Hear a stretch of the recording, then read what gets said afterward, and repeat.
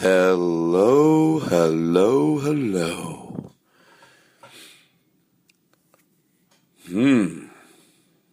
Hey. Philadelphia, get ready. Get ready. How about Richmond, Virginia, the Funny Bone? Are you guys ready? You going to be there? Some people, come on out. That's right, I get there. When do I get there? Hold on. 3rd of October, I get there. Through Sunday. Richmond Funny Bone. Yeah. Oh, I want to apologize to Sean. Oh, I feel horrible. Oh, I can't live with myself. He sent in that song, Fresh Air. Not the one lyricist Joe did, the other one. And Sean, I'm so sorry. When I'm in Philadelphia, we will totally, it's just, I can't live with I can't live with myself. I feel horrible. Allie, you too. That's right, Allie. Yeah, but you said Sean's name 10 times. All right. Listen, I know in a lot of the show when we do visual stuff, you can imagine it. But I want to remind you. Is it a spoiler alert? I don't think so. But you'll hear this thing all of a sudden, and we were having so much fun silly dancing you'll hear it when Tom Jones sings Hound Dog. But it was like 3 minutes we did it. So I told Aristotle to take a minute out of it. I hope that's the right choice. I just thought 3 minutes. But just while we're doing, imagine us all over the room having so much fun. And Aristotle was playing those drums. He was playing. He was playing those drums. So we're all over the place. But I left it all in. Like I said, sometimes I'll edit if it takes, but who am I to decide? All right. It was a lot of fun, and I think that's it. Eric, you doing all right in the factory? Yes, I got the email, Eric. You in the factory. Huh? What type of factory? Can you send me anything free? All right. Speaking of factories, I was at the Cheesecake Factory all day doing well, you'll see. We'll put them on. Made some little shorts. Oh, did they feed us? I must have eaten 5 pieces of cheesecake today. The Cheesecake Factory in Marina del Rey. By the way, they got a great patio overlooking the harbor for parties. Hey, give them a little shout out. Why not? I swear I didn't make any money to say that. You knows it. Alrighty. Every podcast has different dynamics. Me and Daniel is a very unique dynamic, and certain guests, Eddie Pepitone. And they're all different, and they're not to be compared. How dare you? I know you can't help it sometimes, but this was a frenetic energy with Tom today. Maybe because I'm so relaxed, we had so much fun. We really did. It was just a lot of fun. I know I say that every week, but I do mean it. Maybe it's always a different type of fun, and it always amazes me. It really does, and I hope it never stops. It shouldn't. Are my openings stupid? All right. Enjoy the show. I cannot wait to get to Preston and Steve's. I'm very excited. I haven't been there in a while. Philadelphia. Anybody who comes out to my show there, if anyone's talking at the table next to you, don't make like a parody about it, but you're like my army of people. You got to come out. You go, shh. All right. I think you're great. I think you're special. And have fun with us today. All righty. Goodbye. Oh my God, I forgot one thing. The show starts about an hour in. We have an hour pre-show. Get some stuff that's on my mind. The silliness ensues. It's a pre-show. We could drop it as 2 shows, but at least you know where to go now. All righty. Bye. What a great way to open the show, huh, everybody? Daniel Kino You're picking up where you left off. Daniel Kino's passed away. I'd like to dedicate this song to him. He's listening to it right now. You should take his iPod and put There's every song on this. lies rigged and ready for the harbor. Tomorrow for old England she may sail. All right, I'm just kidding around. You can turn my reverb off. You can turn the music off. We got a lot to get to. The more I can rip through this shit, the more we can have a fun show today. I like it. The table's nice. We'll go. Oh, for the love of God, Jake! Do the thing that you. Oh, God damn it, No, that's not a big deal. No, the thing is, Todd. It's not a big deal. All goddamn day. No. It's this one part, and then as soon as the goddamn it. No, it's not that. No, it's not. All right. It's not a big deal. It's not. I think you're being manipulative when you do that but it's not that big of a deal. By the way, do you notice how many bits I love that involve yelling? Because obviously people are listening, they can't say. I look at Jake and I want him to yell because to me that is funny. And yes, I like to fine tune why it's funny. Again, Chris Burden had that. It's completely different, but yet it's based on the same thing of getting out of it. This is a more manipulative fuck than the Chris Burden character because he goes, ah! There's no way he thinks he messed up that bad. But I can't even correct him because when I go to correct him, he overreacts so much that it just makes me laugh every time. Do it again. It'll make me laugh again. Hey, do you have the Tom Jones? Yeah, no, I got the Tom Jones right here. Where is it? It's right. All right, we'll do it later. God, no! No, it's not a big deal. I have 4 Kim Jingles on here. And God. All right, it's not a big deal. It's not a big deal. It's not a big deal. There's no. First of all, I think it's better that he's manipulative than if he's because if he was I like sick, if he snaps right back into being perfect. yeah, all of a sudden he's fine. And after all that yelling, he takes a sip of his beer. Right. Oh, really? We're watching. We got our eyes on you, motherfucker. Right. By the way, that's my favorite word. I realized. I listen to the podcast once in a while, and I do send in donations too. That's how much I love the show. Wow. I started sending in donations. So, all right, nice and slow. I got the fan, the air conditioning. I came in here at 3 o'clock today and turned the air on. Garrick. What? Garrick. Garrick's a comedian, right? A newer comedian? No, it's okay. It's okay. Oh, you know I'm not going to enjoy when you turn those mics. And what's your last name? Bernard. And how long you been doing stand-up? A year.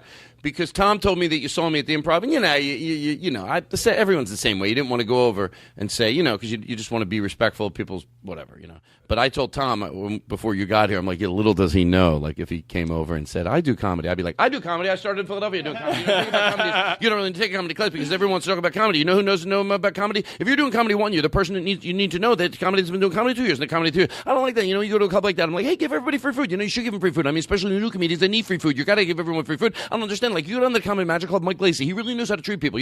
That's why you like going there. If you feed a comedian, he's going to respect you. And you know what? When you get bigger like that, so some of the new clubs you go on the road, like there's really good clubs now. There's like a whole new thing of clubs opening up. Some of them are little. I like to come in, and then meanwhile they walk away from me. They're like, Jesus. He's texting me. How do I get away from Todd Glass? Tom, he chained me to the stool, and he won't stop talking about comedy. He's talking about lighting. Neil, how you doing? Neil, I always forget how to say your last name, although I know Neil very well because we've known each other from Atlanta for a long time. Say your last name. Nanda. You were going to sing it, Todd. Na, na, na, na, na, na, na, na, na, na, da, nada. Not nada, Nanda. Right. Nanda? Na, na, na, na, na, nanda. Na, na, nanda. Nanda. Anyway, you have a podcast. Yes, I do.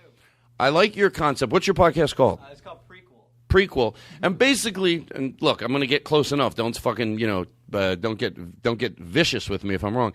But it really, everyone talks about, like, I like Jake's because his really is specific on a very few years of comedy. And the way I always explain Jake's podcast, I talk about comedy all the time, but this is like putting the magnifying glass on 3 years. Like your open mic night years. It could be 5 years, but it's those open mic night years. Just soak that in. And I, got into more detail on his show than if I was in a radio show and we talked about my stand-up career. I would talk about those years for a minute, and then you'd go on to other, but you really soak it in. Neil's is pre-comedy. So it's like, sort of the path before you got into comedy. So birth to the day you started comedy. Yeah, it's from when your parents met to when you started comedy. Now it's starting to get, you know what, cancel me. I don't have time to do it. The whole idea sucks now that I think about it. Garrick, what's your podcast about? Derek doesn't have a podcast. Derek doesn't have a podcast. Derek doesn't have a podcast. Derek doesn't have a podcast. You're finished, Garrick. Listen, we got a lot of serious shit to go to. Aristotle, would you like to take some coffee with me? Yeah. Say what I say. Hold on, I'm just gonna sip my coffee. He even puts the here at the end. All right, listen. We're going to be good. I'm not going to ask.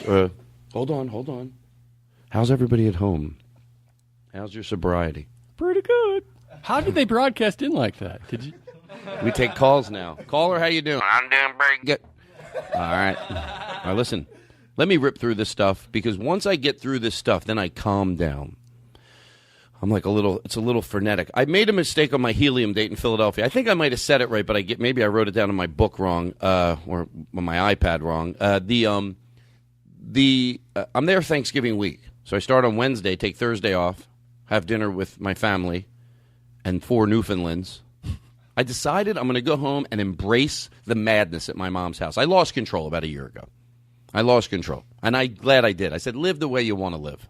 And they went and they got more dogs and they have 4 birds. And I just want to go home. I love my mom. And I get along. My family's great. Like, we truly enjoy each other. But now I go, Mom, I'm just going to come home and just enjoy the madness. She goes, I think that's a good idea. Because I would enjoy it somewhere else.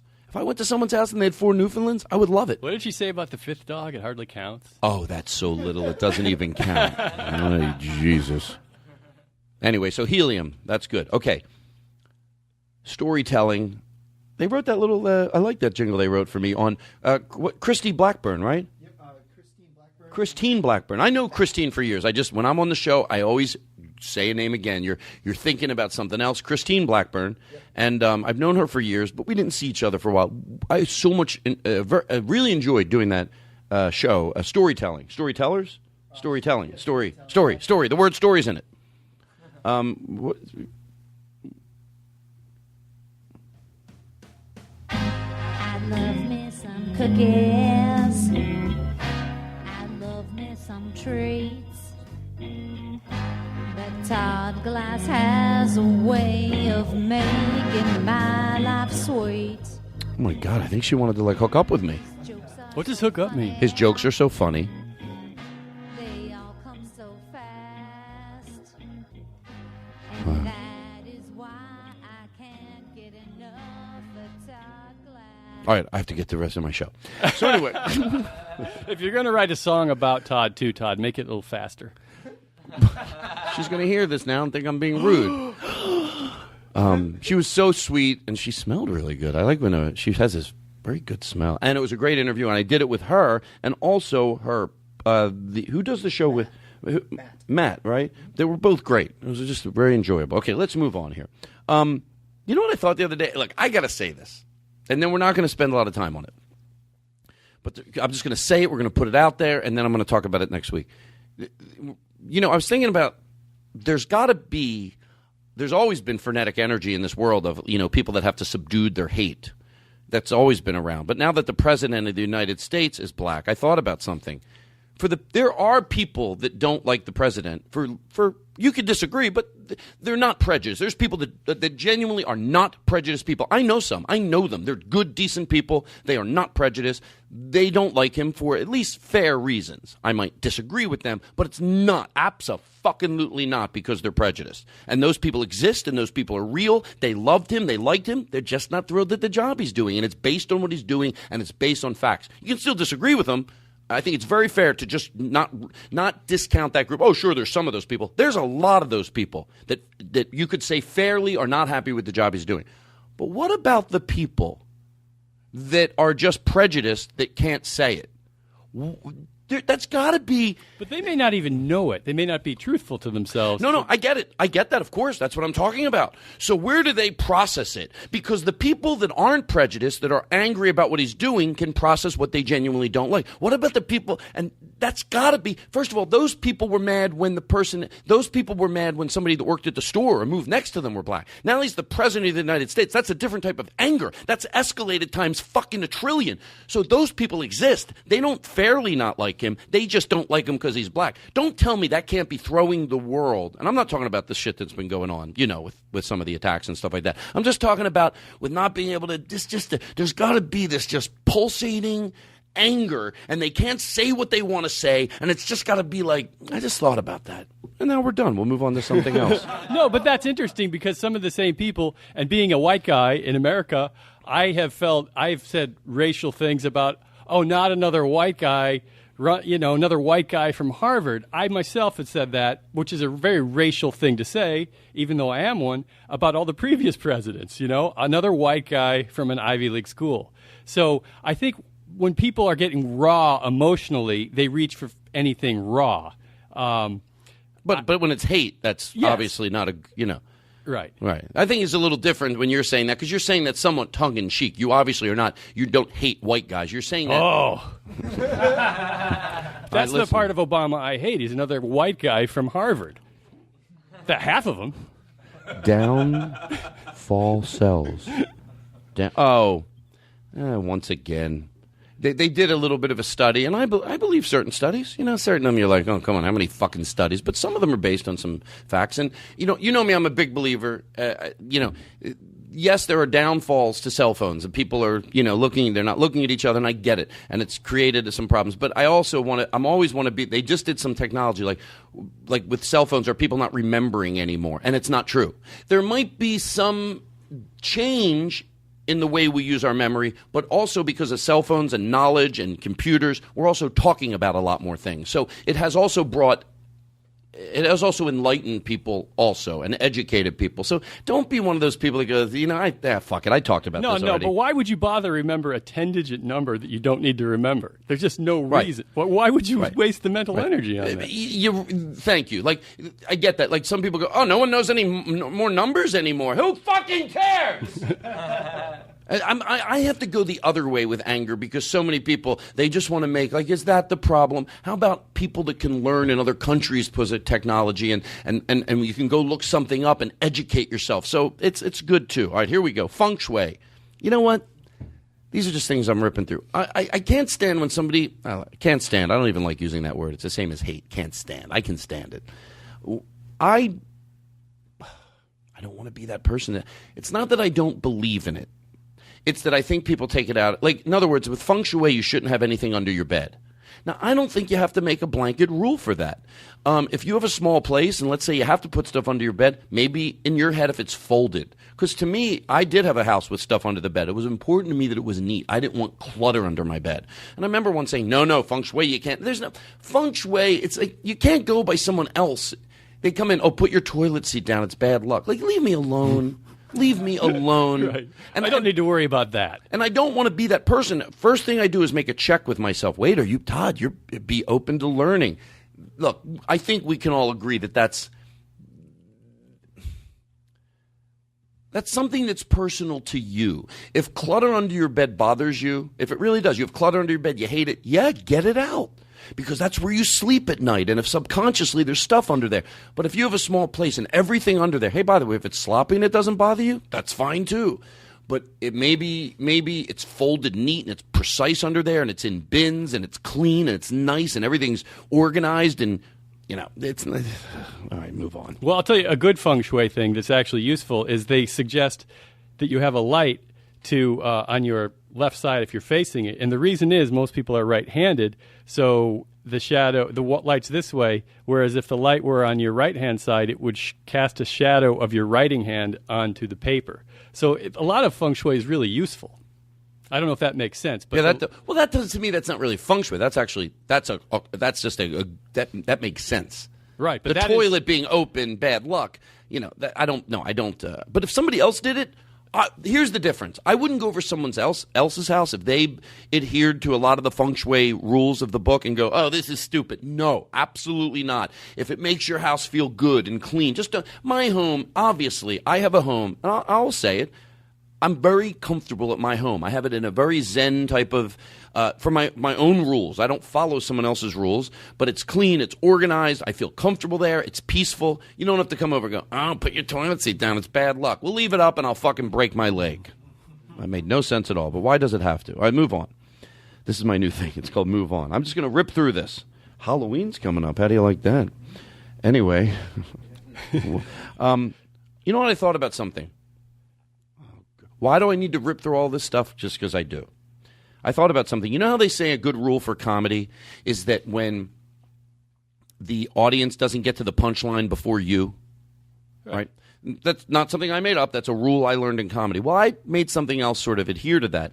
That means if your comedy is based on stereotypes or the type of facts that the audience sees are not true, the untruths in your joke, that's not their fault. You might want to call. I just thought of a different way to say something I've been saying a lot, but a different slant on it. And I do think it's a different slant because it's absolutely something I brought up before.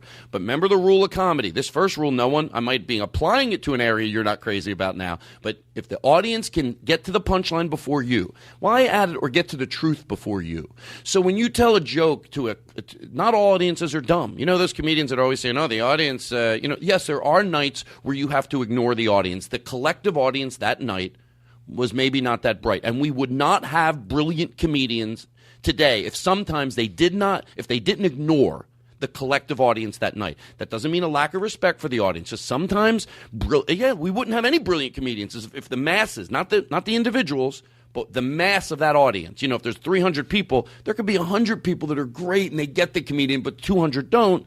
200 win that night. It seems like it's a bad crowd. That doesn't mean there's not 100 brilliant people there. So sometimes good comedians ignore the masses that night. They don't get off stage and throw away their act. You have to fuck the audience, right? But sometimes the audience doesn't. They're not dumb. And if they are, maybe it's the shit clubs you're working. If you're saying every night the audiences are dumb, well, why are you working? I work clubs where sometimes I hold my standards high because the audience is so good. So if the audience is getting to the truth before you, like if you tell a joke that's based on a stereotype and they're smart enough to know that that stereotype isn't true, that's not their fault. That doesn't mean they're politically correct. They're more evolved than you. They figured out the false, and it doesn't mean if your joke's absurd. That doesn't count. If it's just an absurd, twisted, demented joke, you know what I mean? Then you don't follow rules. But if you're the type that goes off on a rant, or there's meat to your joke and you believe it and you're going, the audience figured it out before you. That's not their fault that they're smarter than you. So you can fucking get mad and go, oh, they're PC. No, they're not PC. They're brighter than you and they got to the truth of the joke before you. Maybe you should just fucking write a new joke. Yes, but along those lines, I feel like the best jokes are the ones that you've connected the last dot for the audience. In other words, they weren't going to get it themselves unless they really worked at it. But then when you say it, it just rings so true as if like, oh, how could I not have thought of that joke? Because it lands so perfectly. Well, I'm more talking about when somebody uses a stereotype to do a joke or when there's part. You know what? No, I know what you mean. You know what's great about how it's like I halfway through that point I thought I had it, but I didn't. So well, if you think of the example of a guy who's not going to run into that trouble, if you figure Harlan Williams, for example, has such a twisted thing he's never going to find that. I'm talking about when you do a joke that's he really doesn't have any.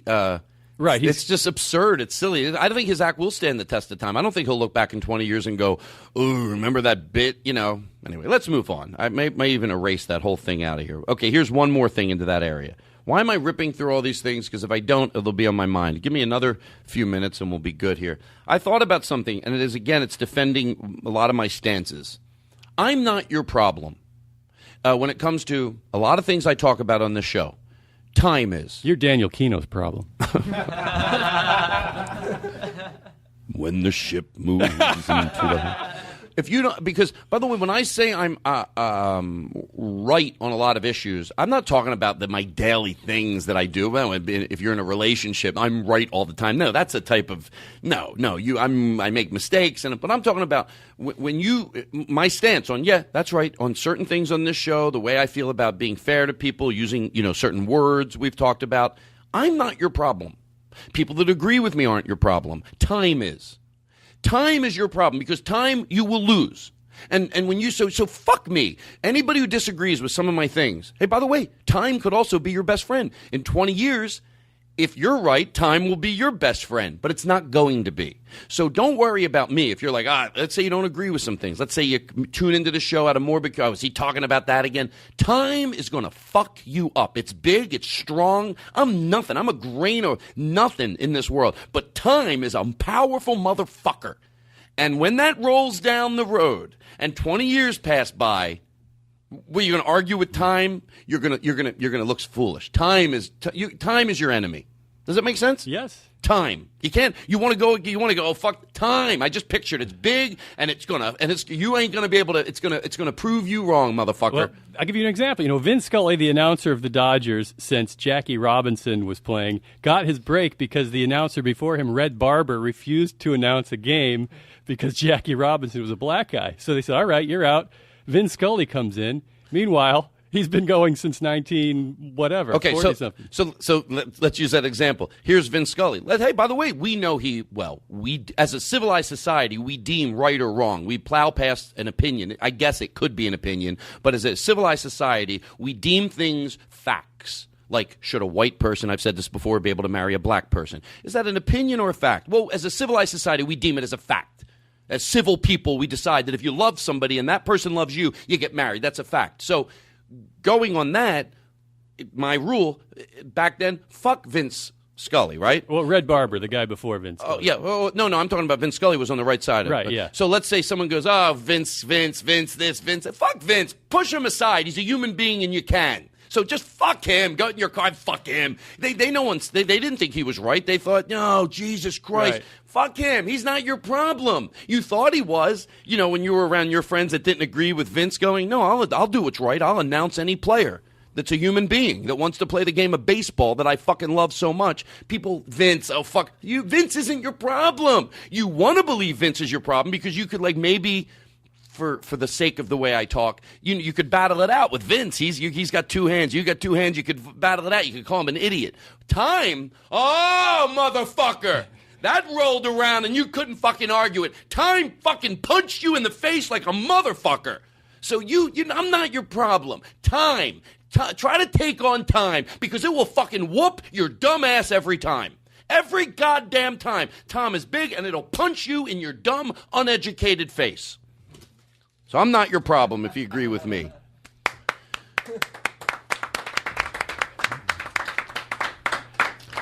And by the way, somebody sent me in this. They outlawed beauty pageants amongst little kids. Good. Thank you. Thank you. That's just sick. Good. Well, no, it's like it's weird. You watch those people watch TLC or whatever, and they watch the toddlers and tiaras, and it's like watching someone spank their kids. It's worse. As a civilized society, I don't want to see it. It's just so depressing. Picture. By the way, me too. A lot of this stuff on the show, I don't get up on a pedestal always because I'm part of it. Sometimes I do. I'm not going to lie. Sometimes I get up. I think I have something to say. Guess what? Time. I like that. Time. By the way, if I'm wrong, let's say someone go, he thinks he's right. Then time's going to be your friend. Time will punch me in the face. Imagine that in 20 years when they go, remember everyone said don't call someone retarded? Todd Glass. Time proved him wrong. Really? You think it's going to happen? Do you fucking think I'm going to be wrong? It's going to affect your whole life. Because I'm not going to be. But if I am, what do you care? because time is going to punch you in the face or it's going to punch me in the face. Right? Because it brings calm to me. You know why? Because in a weird way, we don't have to go back and forth. It's saying it this way goes, I could sit here with people, which I'm almost done doing. Maybe not. Depends how I feel tomorrow. I feel this way. You feel this way. Who gives a shit? Fuck me and my dumb opinion. Fuck you and your dumb opinion. And time is going to come down the road and help one of us out in proving what we had to say. Anyway, we were talking about the church and, the last time that they would hit kids for being left-handed. Mm-hmm. And in 1976, someone wrote me a letter and said they were being hit in church. Wow. Is that amazing? We're not, remember, I always separate. Like at a Catholic school you're talking about. I always separate. Not in a service, that'd be overboard. In the where? Not in the actual Catholic service, hitting people. You mean like in church when they're like, yeah. They see a kid reading out of the, what do they read out of in church? A Torah? Whatever they, it just cracks me up. Yeah, I got it's hit like by these a are teacher people in 1976, coincidentally. Yeah. But you know what's funny about that?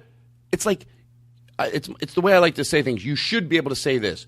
What was and we're not, I always separate it because it's just easier and cleaner. I realize that I'm not making fun of God, although I will as the show goes on. I will take that on as my, but right now I get that there's a group of people that believe in God, but they don't think they have to go through organized religion to get there. And that's why a lot of people that listen to this show don't have any problem with my beliefs. They're like, well, it's okay. He's not wishing harm on anyone. He just disagrees, and they know that my main beef is with organized religion. But I think that's so funny. In 1976, we should be able to go, hey, who was look this up or Google this. What was the first group to not hit kids for being left-handed? And someone got, Todd, I don't have to look it up. I manage the church. They're always ahead of everything. I'll look it up anyway. Todd, it's going to be the church. I mean, they have this relationship with God. They were probably 1976, those fucking pieces of. You know what? This is when I try to stop myself because when I say you can't preach tolerance with frothing at the mouth and cursing, but sometimes it comes out of me this way. 1976, they dragged their fucking feet. 1976, they were taking a ruler. That's why look, here's when I start going down that territory. I do respect that there are now organizations, people that believe in God, but they don't believe what organized religion has done. They've given it a bad name. They've put in So they start another group, and they try to clean it up.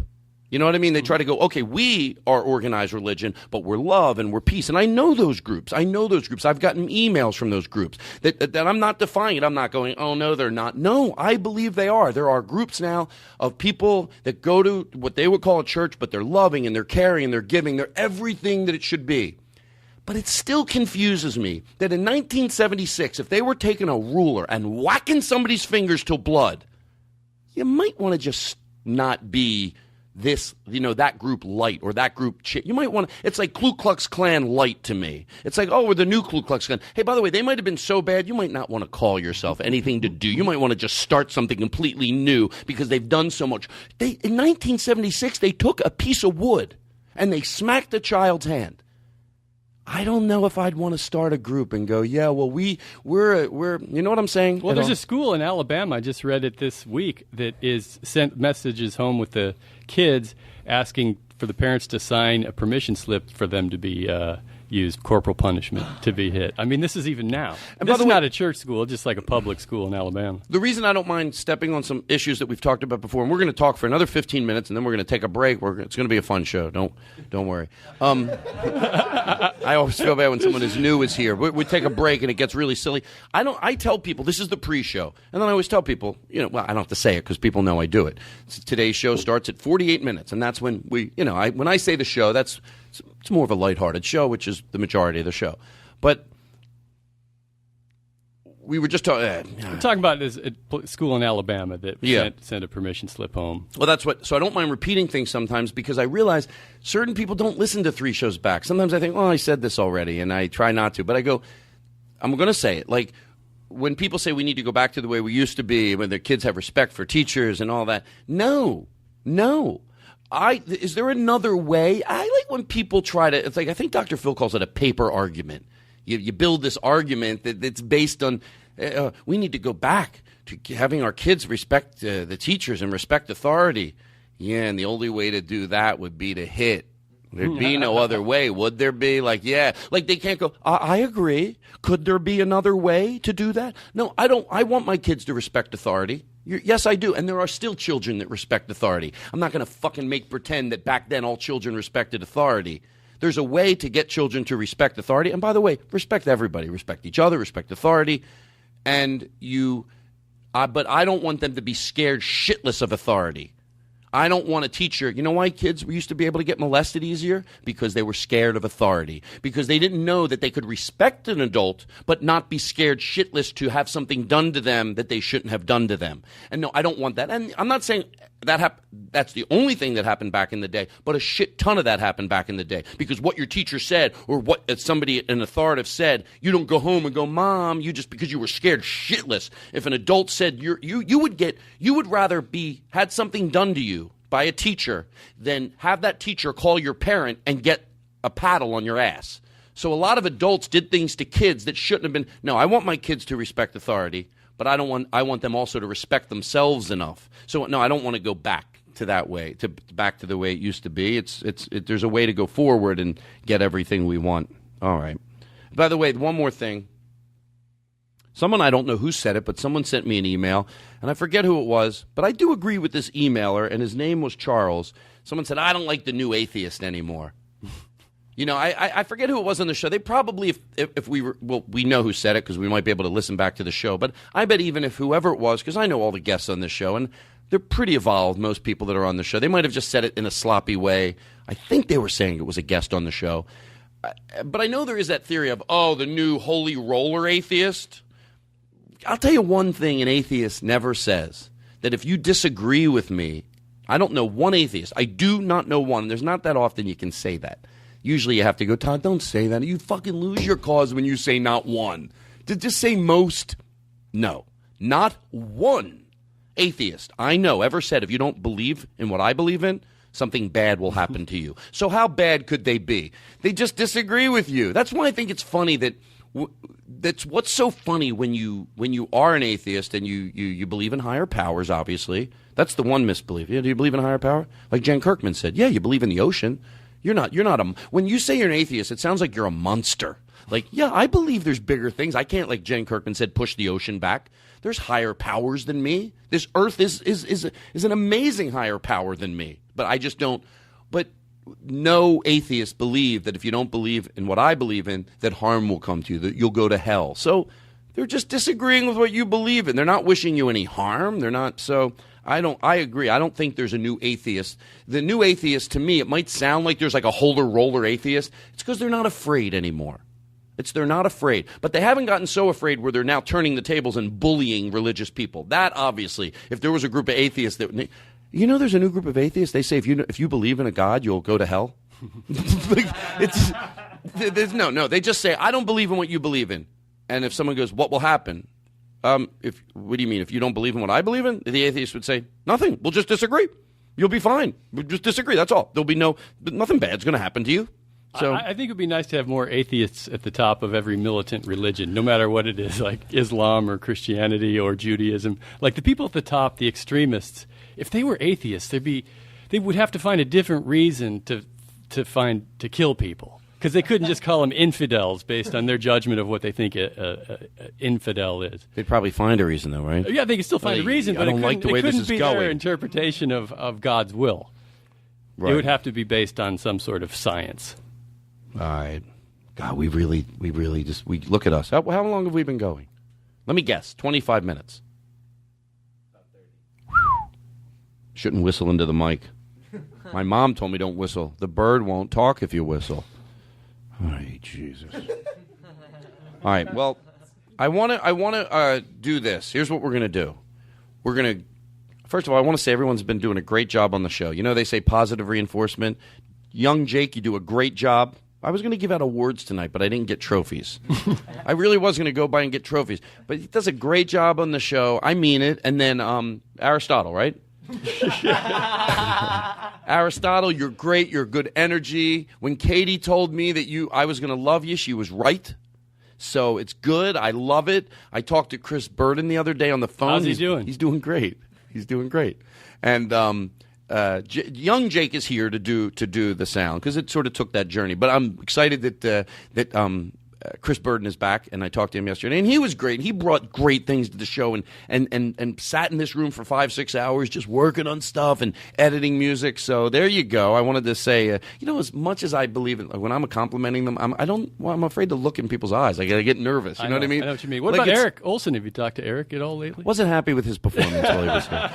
No, Eric Olson I talked to yesterday for a long time. I told Eric, I picked up the other day, and I said, Eric, you know why sometimes I don't pick up when you call? Because I know I love talking to Eric Olson. We'll talk on the phone for an hour. Some people, I don't want to talk on the phone.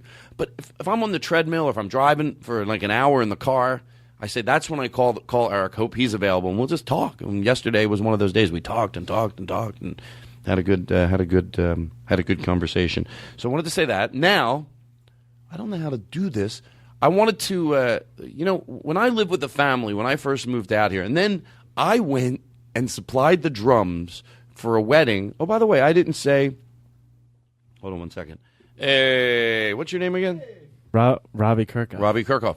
I went to a wedding with Robbie Kirkhoff. So what we're going to do is this, then we're going to take a break. No, let's talk about the wedding. Then we take a break. But before we talk about the wedding, I want everyone to go around the room and now look, we're going to do this very neatly and quietly. So if you have to, you're going to lean into his mic, but you're not going to scrape it. You're not going to move it. It's going to be very, like in there. First of all, let me back up. And by the way, if the opening of the show, if something, I know sometimes I don't make a point clear. Just look, we're all in this together. We're all pretty much. I'm preaching love, motherfucker.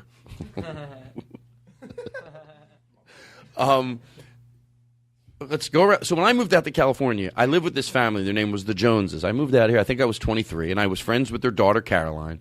And every night when we sat around the dinner table, I think of the Joneses all the time, and we talk once in a while. They let me live with them, and they had a daughter Caroline. I was friendly with her at Villanova, and then their son Randy, and then the mom and dad Sue and Randy Sr. And every night when we'd sit at dinner, they would make everybody say one nice thing that happened to them that day. Could be anything. Could be you thought you were going to get a ticket, but it's serious. It's not you're not flippant about it. It's not like or I didn't I didn't really serve that well my example. Well, their son Randy at the time, he was 18, and whenever it got to him, he would be like. He didn't, because it was his parents. He didn't see the beauty in it. I thought it was so nice. He'd go, if I don't have to do this, I can think of one nice thing. She's like, Randy! So, Tom, do you want to start? One nice thing that happened to you today. Well, I went to, I call it the bank, but it's a credit. And I got to cut you off. We'll be back. No. I went to the credit union, and there were these guys out front trying to sell loans. And so we started sparking up a conversation. And the nice thing about my day was they let me rant about the banks without really just telling me to shut the fuck up. So they listened to my crazy rant against and that's banks. Good. Yeah, it was nice. They were polite. Neil? Yes. My Wi-Fi was down, and Starbucks let me use their Wi-Fi, so that was nice. But don't they let everyone use their Wi-Fi? Yeah, but that's really nice of them. Excuse me? I want you to think of something. If you need time. Oh, I guess I'll by the way, I time. wasn't thrilled with Tom's either, but I love him. No, I like, Starbucks. Something good, something like, well, you know what? Excuse me. I take it back. I don't want to edit this out, but exactly. I shouldn't be doing this because you're happy that Starbucks lets you use their Wi-Fi. Yeah, it was really nice of them. That was great. Okay. They let everyone use their Wi-Fi. You're right, and we take it for granted. We take it exactly. We take it for granted. It's free Wi-Fi. Okay. Garrick, I'm sorry. What did I do? Do you have something? You can. By the way, I can give you a little trick. Whenever I'm at a restaurant, this applies to, and it's giving you a little time. So don't listen to me. Really get your thing. When I'm at a restaurant and I'm starving, but I don't know what I want yet to eat, and the waiter comes over and he goes, "Is everyone ready?" And I go, "Is everybody ready?" And they know I want to eat, so they'll be like, "Todd, if you're ready, order, and then we'll be ready by the time you order." Here's what I do. I order anything. I don't care. It's not what I want. I do, I'll just pick anything on the menu. Then I let everybody order, and then when it's my turn again, and that's not my turn again, I make it my turn again. I go, "Ooh, would you kill me if I switched it?" So that just got the ball rolling. Does that make sense? Yes. Aristotle? Something nice, and don't make me. This is the worst thing to. It's like a parody. Don't. It's like the old. Remember the Carol Burnett show If you don't, I will tell you and go YouTube it. There was a thing where they would Eunice and all these characters would play a board game, but they ended up fighting. They got so angry because they, like sometimes it happens with board games, and they would get angry, and they were supposed to be like just having fun, and they were playing a board game and getting madder and madder at each other. And when I was a little kid, I loved watching that with my parents, and that's what I feel like this is. God damn it, you! I told you to fucking say one nice thing, Neil, and you come up to me with that goddamn Starbucks thing. I'm kidding. I'm saying, okay, so young Aristotle or old Aristotle?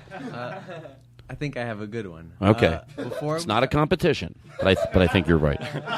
Before we started the show, I went to go get that harmonica from Toys R Us. Yes. And when I was buying it, there was this lady there, another customer, just kind of like complaining, and she was being kind of weird and crazy. And the girl that was... and you fucked her. No.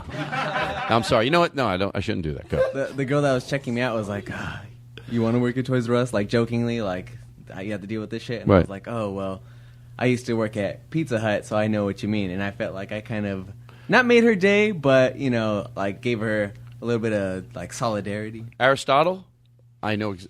You're absolutely right. You took a little time to give a little energy to someone. She just had a hard time, and you could have been the person that was following the crazy person. You could have been another person that wasn't crazy, but on their phone, just pulling away. Thank you, and walking away. But instead, you had a moment with another human being. Maybe calmed her down a little.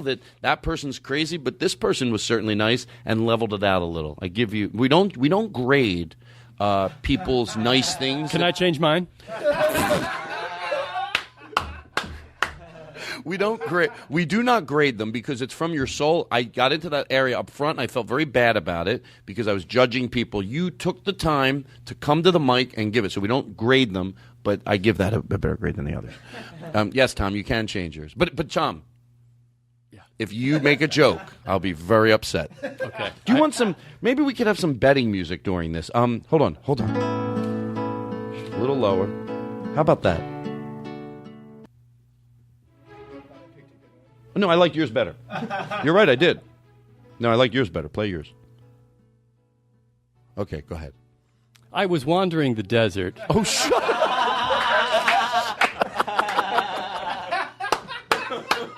When on the ground I saw a man who was Tom. He was smote down by an enemy. Tom, I can let you do the joke for a second, but now you got to really tell me. I'm serious.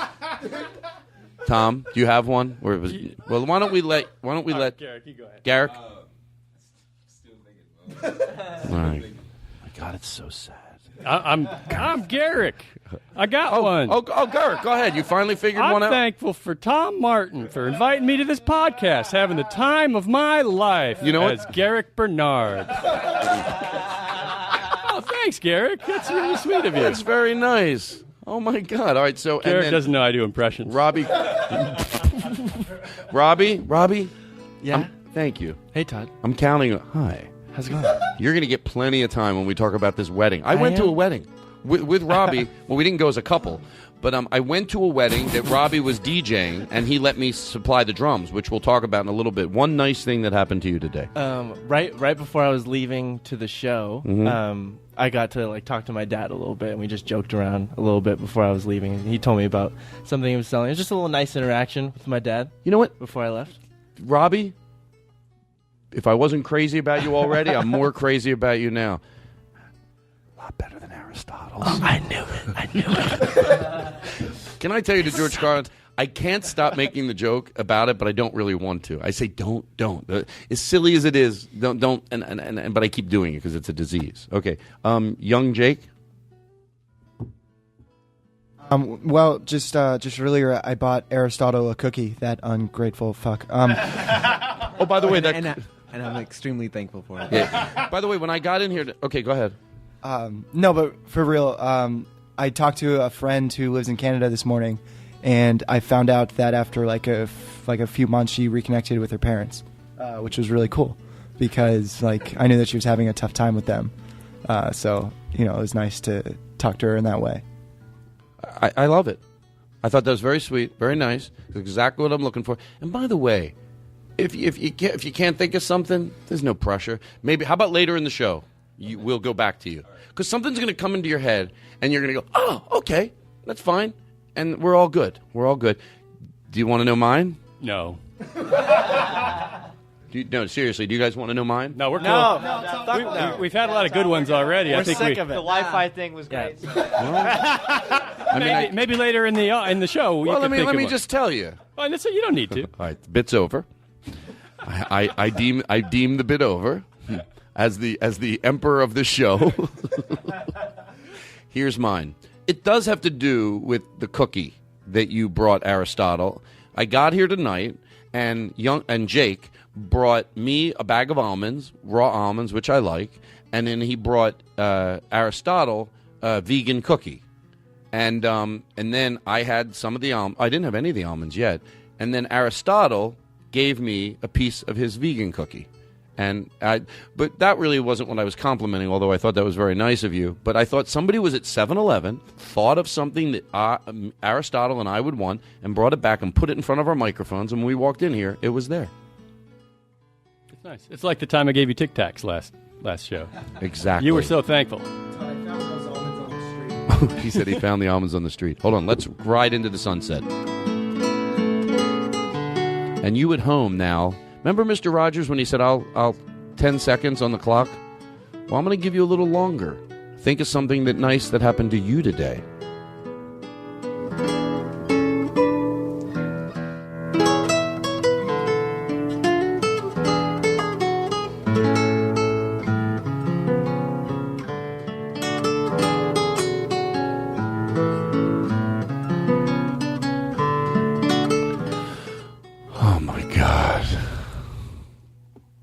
Well, here's what we're going to do. Turn Robbie Kirkhoff. I'm having a lot of problem with names today, I got to be honest with you, because they're clogging my head. I make it like it's like I have a physical. They're clogging my head like like I'm mad at you. Your names are clogging my head. We're going to do this, and then we're going to take a break, and then we're going to come back, and then we're going to get started. I know it started, but so I go to Robbie is doing a wedding, and I want to go to you can turn his mic. Robbie's in a band of some kind. No, he's a DJ. DJ, wedding MC and DJ. Oh, gotcha. All right, relax. So I always thought it would be great to have drums, with the DJ set up, So Robbie says he has a wedding in Malibu. He goes, you know what? My weddings aren't usually in L.A., so this might be the time to do it. So he calls me and he goes, do you still want to do that? About 2 weeks ago, I said yes. He says, well, I'll try to talk the bride into it. I'm going a little out of order, but I think this will get us to where we need to go. Because I did ask him, how'd you talk her into it? He goes, well, I just made it sound like, sometimes I work with a drummer. He plays along. It's really good. She's like, yeah, and it wouldn't cost her anything. So she said, yeah, that sounds good.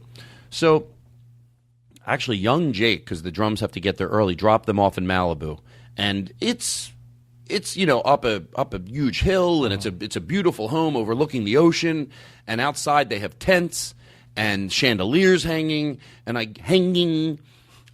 get there, and by the way, none of this has to do with anything that. First of all, if these people, I'm not kidding, if they listen to this, it was a beautiful wedding. With everything that I'm going to make fun of, it was, and I mean this, to George Carlin, it was still a beautiful wedding. It was. This isn't, God forbid, on a smidget of a chance they would hear this podcast. It would really make me feel like shit. But I have to talk about it. It really would, because to George Carlin, and if you people are listening to this wedding, to George Carlin means the truth. They're not. They're not. I know that. No, you know what? I know they're not, but do you understand? Like, if I had to bet money, I would bet they're not. In a heartbeat. Someone goes, you want to bet they're? I go, no, I don't even need to think about it.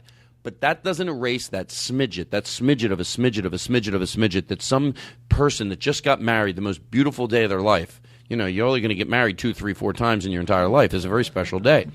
So, so it was still a beautiful wedding. Okay, now with that said, it has nothing to do with them. It's all about making fun of these fucking wedding planners. So Robbie has a good sound system. It really is. Like, you get there, I'm like, I hope his sound system's good. He had a good sound system. It sounded good. It was crisp. It was clear. They didn't let him set up in front of the stage, which even the DJ should be in front of the stage. If someone gets the importance of the energy of the DJ, he's like the band. You're the band. But wedding planners don't get that. So you have to go over there for no reason, because they don't get the importance of it. So the drums couldn't be in front of the dance floor. Yeah, we were like off to the side. Off to the side. So as soon as I got there, I was like, shit.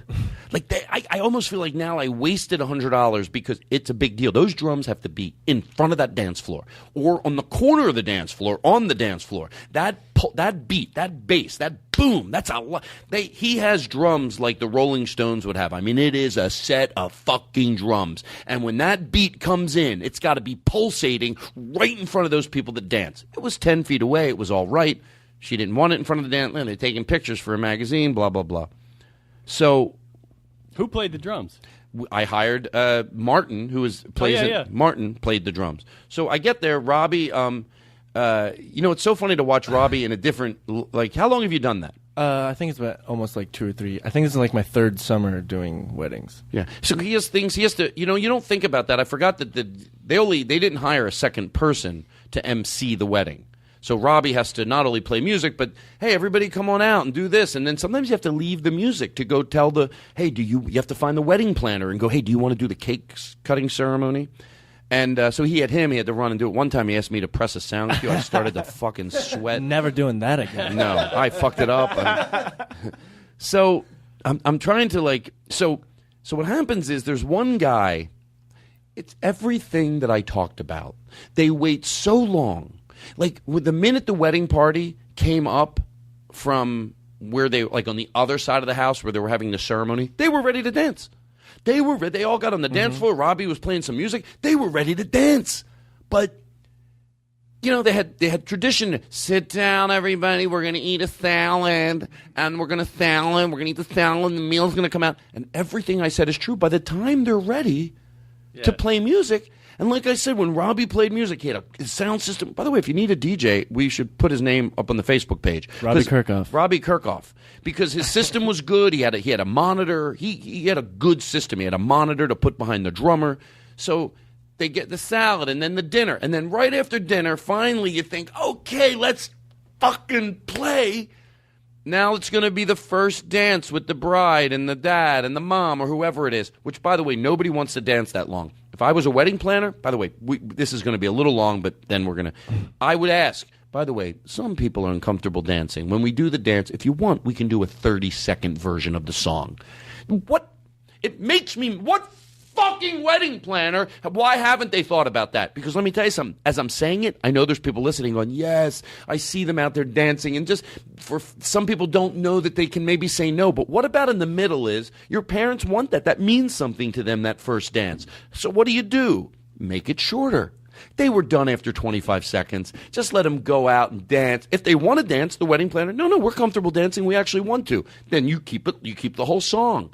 But they didn't do that, and then finally after the salad and the dinner, then they go, oh, now we're going to have the first dance. Like, oh, shit, okay, at least after the first dance. They ate their salad, they ate their dinner, the first dance, boom! They start playing music, and people start dancing. Mm-hmm.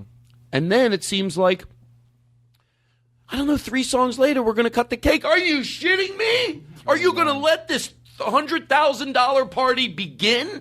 Because you might go, well, Todd, it's a wedding. It's not a party. Well, that's where maybe we disagree. I think people want to have a good time. You can do the cake thing. Maybe when everyone's dancing, all of a sudden the cake just shows up. And before one song stops and everyone's dancing, and then there's sort of like a beat that's happening in the background. Hey, everybody, you can, we're going to cut the cake. They go over, they do it quick or whatever.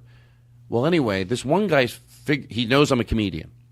So all he does is, nice guy. Very nice guy. Follows me around. He goes, I can't believe I'm the only one that recognizes you. I can't believe it. And then he walked over there. I can't believe I'm the only one that recognizes you. I can't believe I'm the only one that recognizes you. Hey, no one knows who this guy is? I'm like, it's embarrassing me. Because who could I be if I'm at a wedding running around trying to change things? Like how, you don't see Jim Carrey at a wedding, or you know what I mean? You don't see whoever.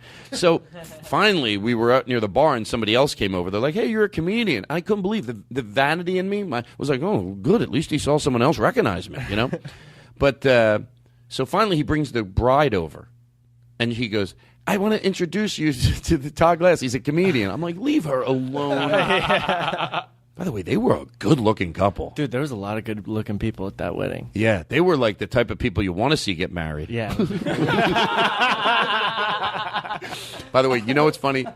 Remember I said on the Smidget that they hear this? The truth is, if they heard that part, they'd be like, right. At least, anything's fine. At least he knew we were good. They were very, and they just seem very, you can make a quick judgment on people. They seem very sweet and very, I was watching them. So she goes, I love the drums. And I'm like, oh, motherfucker, here, I take over right now. I go, oh, really? And poor Robbie is sweating because, he's like looking at me. Because I keep, I know on a scale from 1 to 10, how many times were there times where you were like, I'll put it in a silly way, but you'll know what I mean. I love Todd, but Todd, you gotta. Because were there times like I kept telling you to turn the music louder? No, that was fine. But when you did leave and you walked, you were like, oh, I'm gonna walk away. I was like, okay, like I'm like by myself. I gotta collect my brain. I gotta. That was at 3 in the morning. I don't have Todd Glass breathing down my neck at this wedding. I know. I felt bad because I was like, turn it up. I go, I'll give you $50 if you turn the music up. He goes, really? All of a sudden. So anyway, now we put the drums in front of the dance floor because they say it's okay. We're smack in front of it. Martin is playing, and it sounded awesome. Everyone loved it. Everyone's like, because now you're gathering around it. There's something right in. It's like a band, and everyone's gathered around it. And it's great, and the energy is like and Martin is. Some people. Martin goes, "Do you have a pair of sunglasses?" I like that he was thinking that way because no one wanted to move the drums. He goes, "Oh, it's all right here. I get it. No, it's got to take time, And it's like, but once we moved it, you could tell. Then he was into it. Yeah. He had a black suit on. He looked sharp. And all of a sudden, I asked Robbie, do you have a pair of sunglasses? He said, yeah. I gave them over to Martin. He put them on. It did. It looked sort of cool. It could sound cheesy, but it actually looked really cool. He's playing the drums. And all of a sudden, the wedding planner comes over because he was playing for like 3 songs, and people were dancing. And she goes, we have a curfew, so you have to stop playing the drums at 10 o'clock. You know what I say if you're spending $100,000 on the wedding? Keep playing until the cops show up. Right. And then you turn it off. Why not go as long as you can go?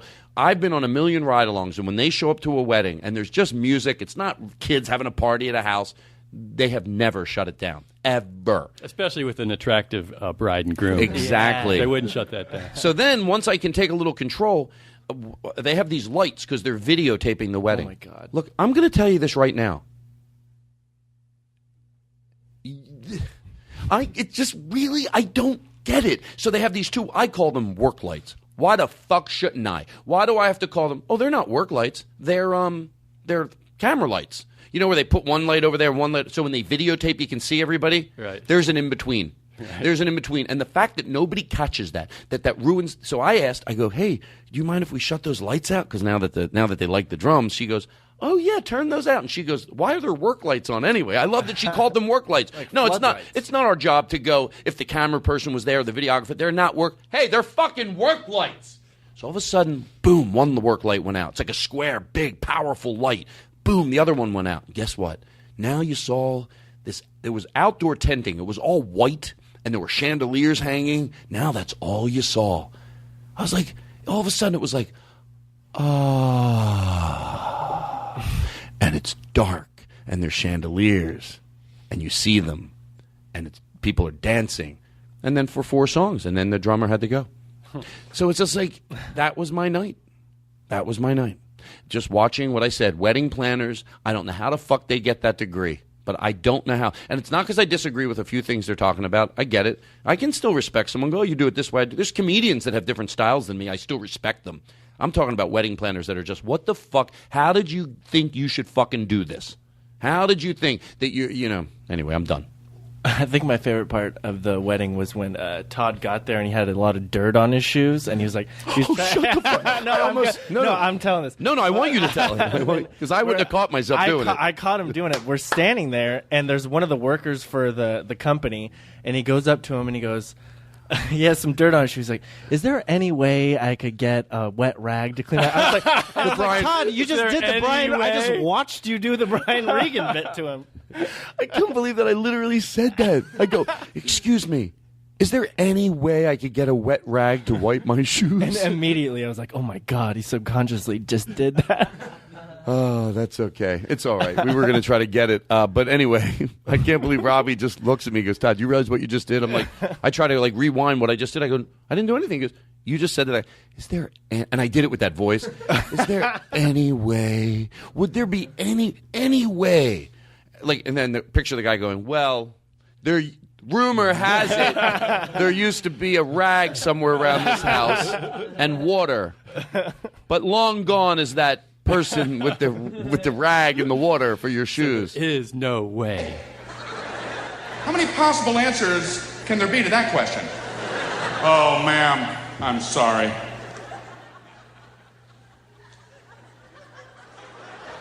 There is no way. There is no way. I finally went to my car and I took my jacket that I had in the car and I put a bottle of water all over in my shoes. This is the worst fucking end of this story. Who gives a fuck about my dumb, dirty shoes? But is there any way? Okay, so here's what we're going to do.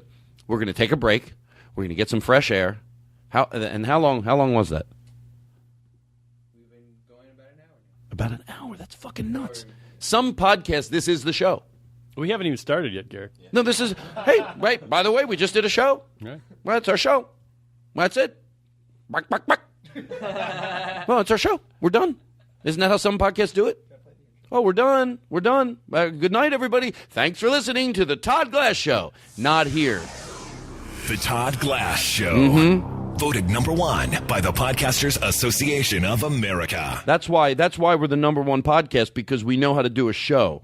You know, hit the road, baby. That's what we do every week. We come in here. We know how to perform. We're going to take a break. Todd, real quick, Yes. did you help move Robbie's record albums in and with the crates? No.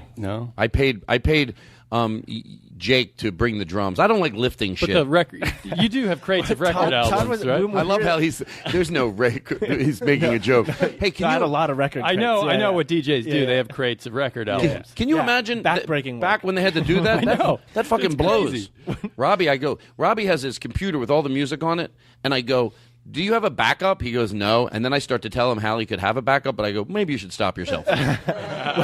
When we were there, we had the drums there, and Todd was just moving the drums around. He's like, I hate physical labor. I was like, oh my. I do. It just makes me sweat, and then I'm in a shirt, and I'm sweating, and I'm moving. Ugh, gross. But you know, it's just hard for me. All right, we'll be right back. And you better have a nice thing that happened to you. Did you think of something? You did? Okay, that's something Now you that's gotta do a tease for when we that's the come tease. back. What happens? When we come back, we'll hear what Garrick is thankful for today. Stay tuned.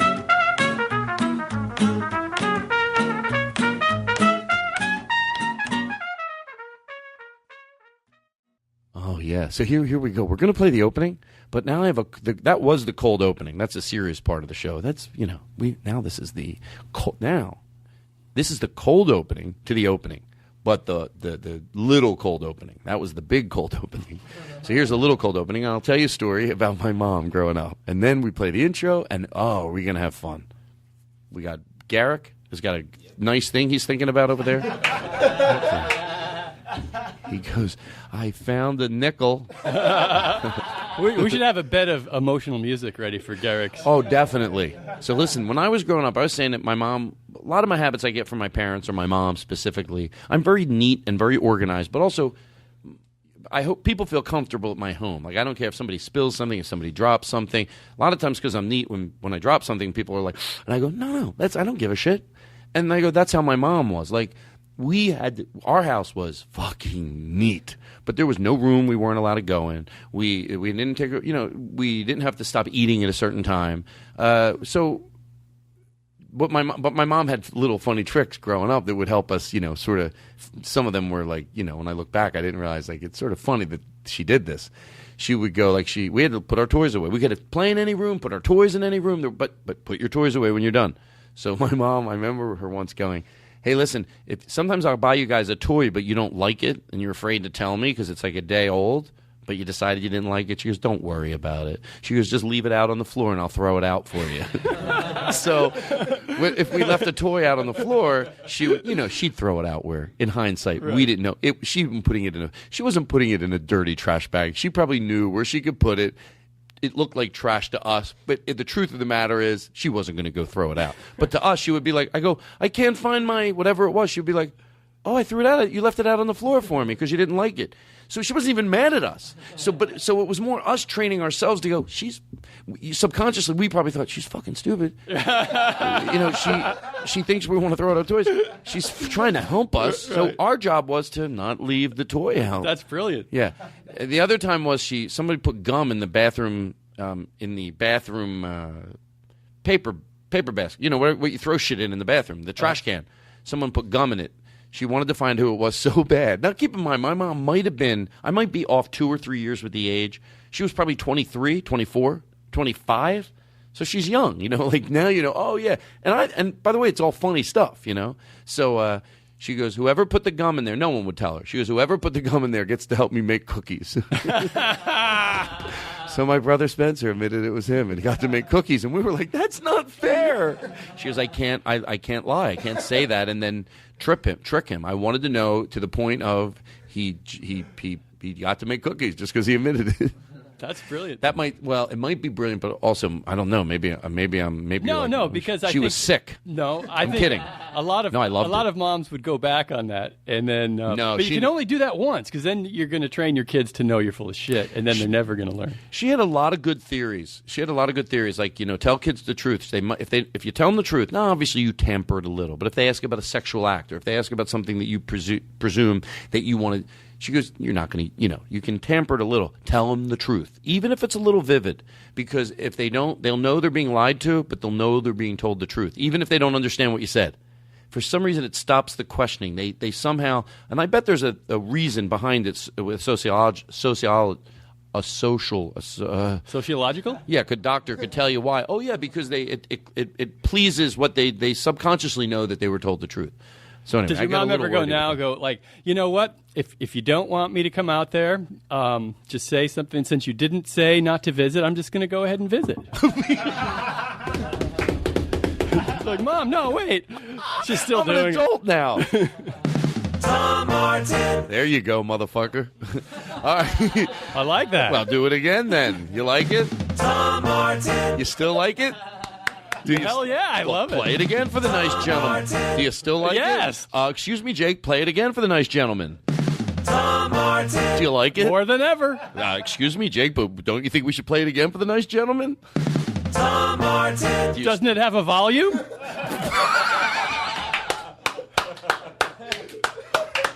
See, we go from serious to funny like a motherfucker. You know what? Let's start the show. A very funny guy, Todd Glass. Hello. Is that Sarah Silverman? Yeah, Neil. Neil. The Todd Glass Show. Neil Nana. Is Neil Nana there? From Atlanta? Neil Nana from Atlanta? Hi, it's Neil Nana from Atlanta there. You're saying his name wrong and you're talking over the intro. So are you. I love Neil Nana. Ryan Regan. Yeah, is Neil Nana there? Neil Nana from Atlanta. There's a D sound in there. Neil Nanda? Neil Danda from Atlanta. Is Neil, does he have a podcast? We should plug your podcast. Oh, we did. Why am I talking? No. Oh, my. Guess what? I have a new way to open the show. I want to open it up different. Why don't I treat myself with the respect that these big acts treat themselves? So here's what I want you to do, and you can play drums along. Where's that fun song? It's called, go to the other board. I'll find it. Okay, right there. This one? Yeah, so not yet. Not yet. Hold on. Testing 1, 2. Testing 1, 2. Hold on. Oh, shit. Is that funny that my chair fell over? Is that who I work with? Everyone start applauding. Live from Los Cienega Boulevard, high atop Black Horse Motors. It's the Todd Glass Show! Tonight, Todd's guest, Garrick, is going to be here. Tom Martin's here tonight. Neil and the always funny Robbie Kirkhoff. Behind the board, you know him as Young Jake, everybody. He runs the board. He also plays the drums. A nice round of applause for Aristotle. And now the star, Todd Glass!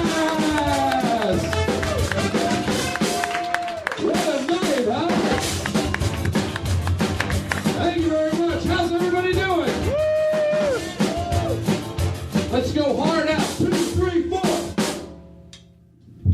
How's everybody? What a. Oh, by the way, that's hilarious. The guy that does all that fanfare, but then when he comes up here, he's got. Oh wait, that's like James's bit.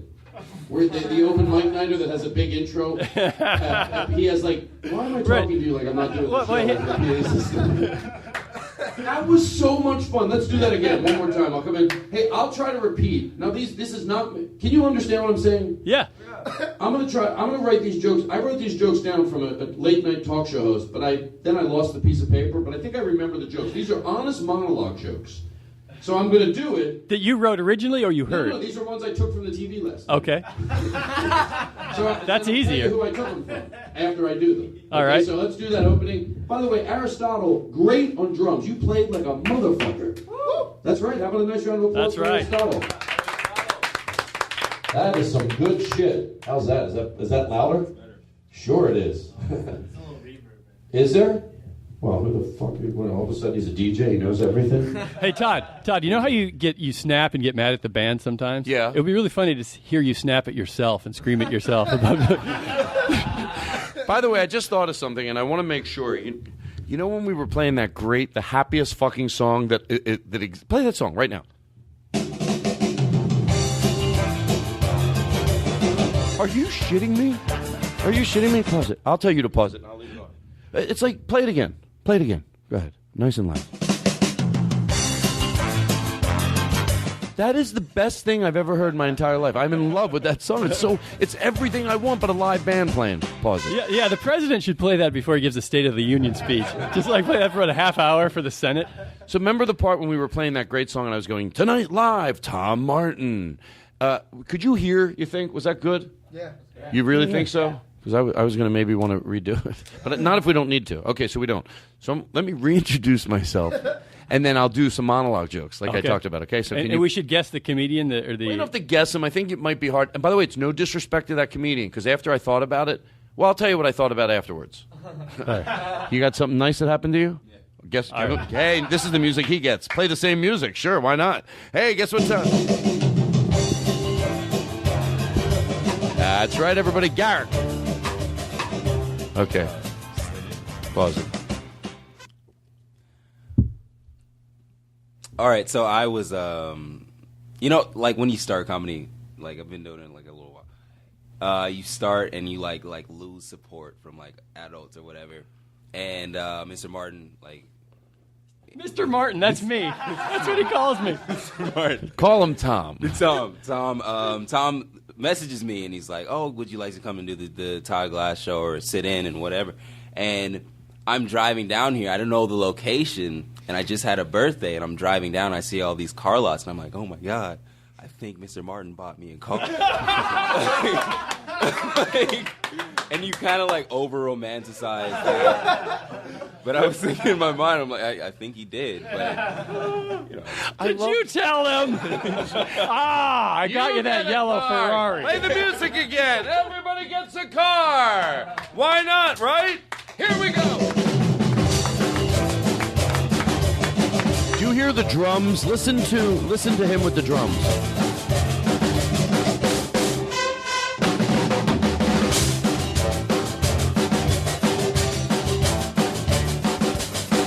Keep going.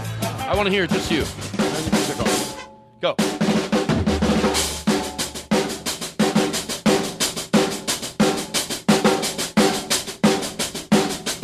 Look at Aristotle go. Here we go. All right, so let's do it again. Okay, play it. Play me out. Okay, here we go. Oh, shit, I almost forgot to take my headsets off. Okay, here we go. Go ahead. Ladies and gentlemen, Todd Glass.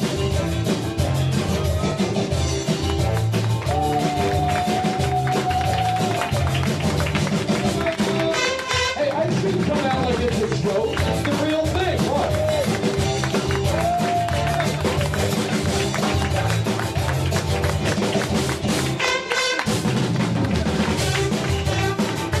Aristotle and drums every night, everybody. Here we go. Watch me.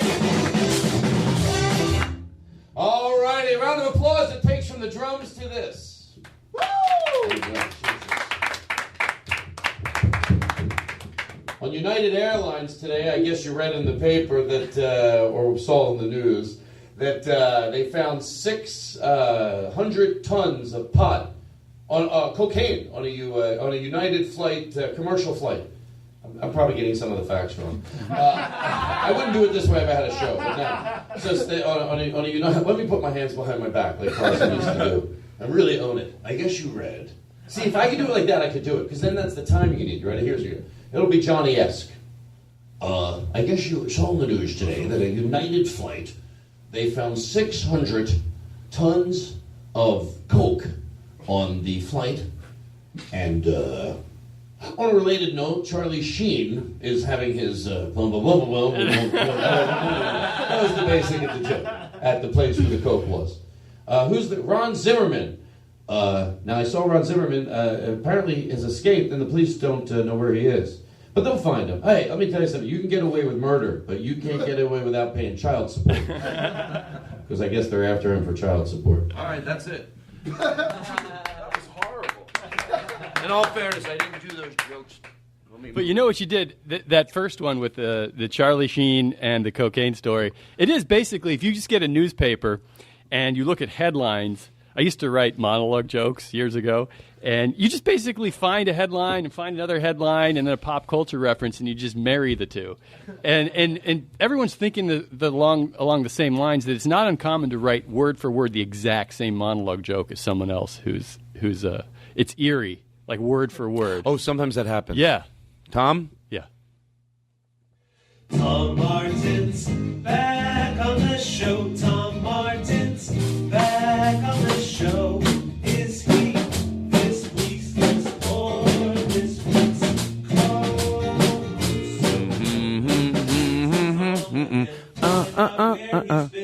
Listen up and you'll know. Tom Martin is back on the show. Martin's back on the show.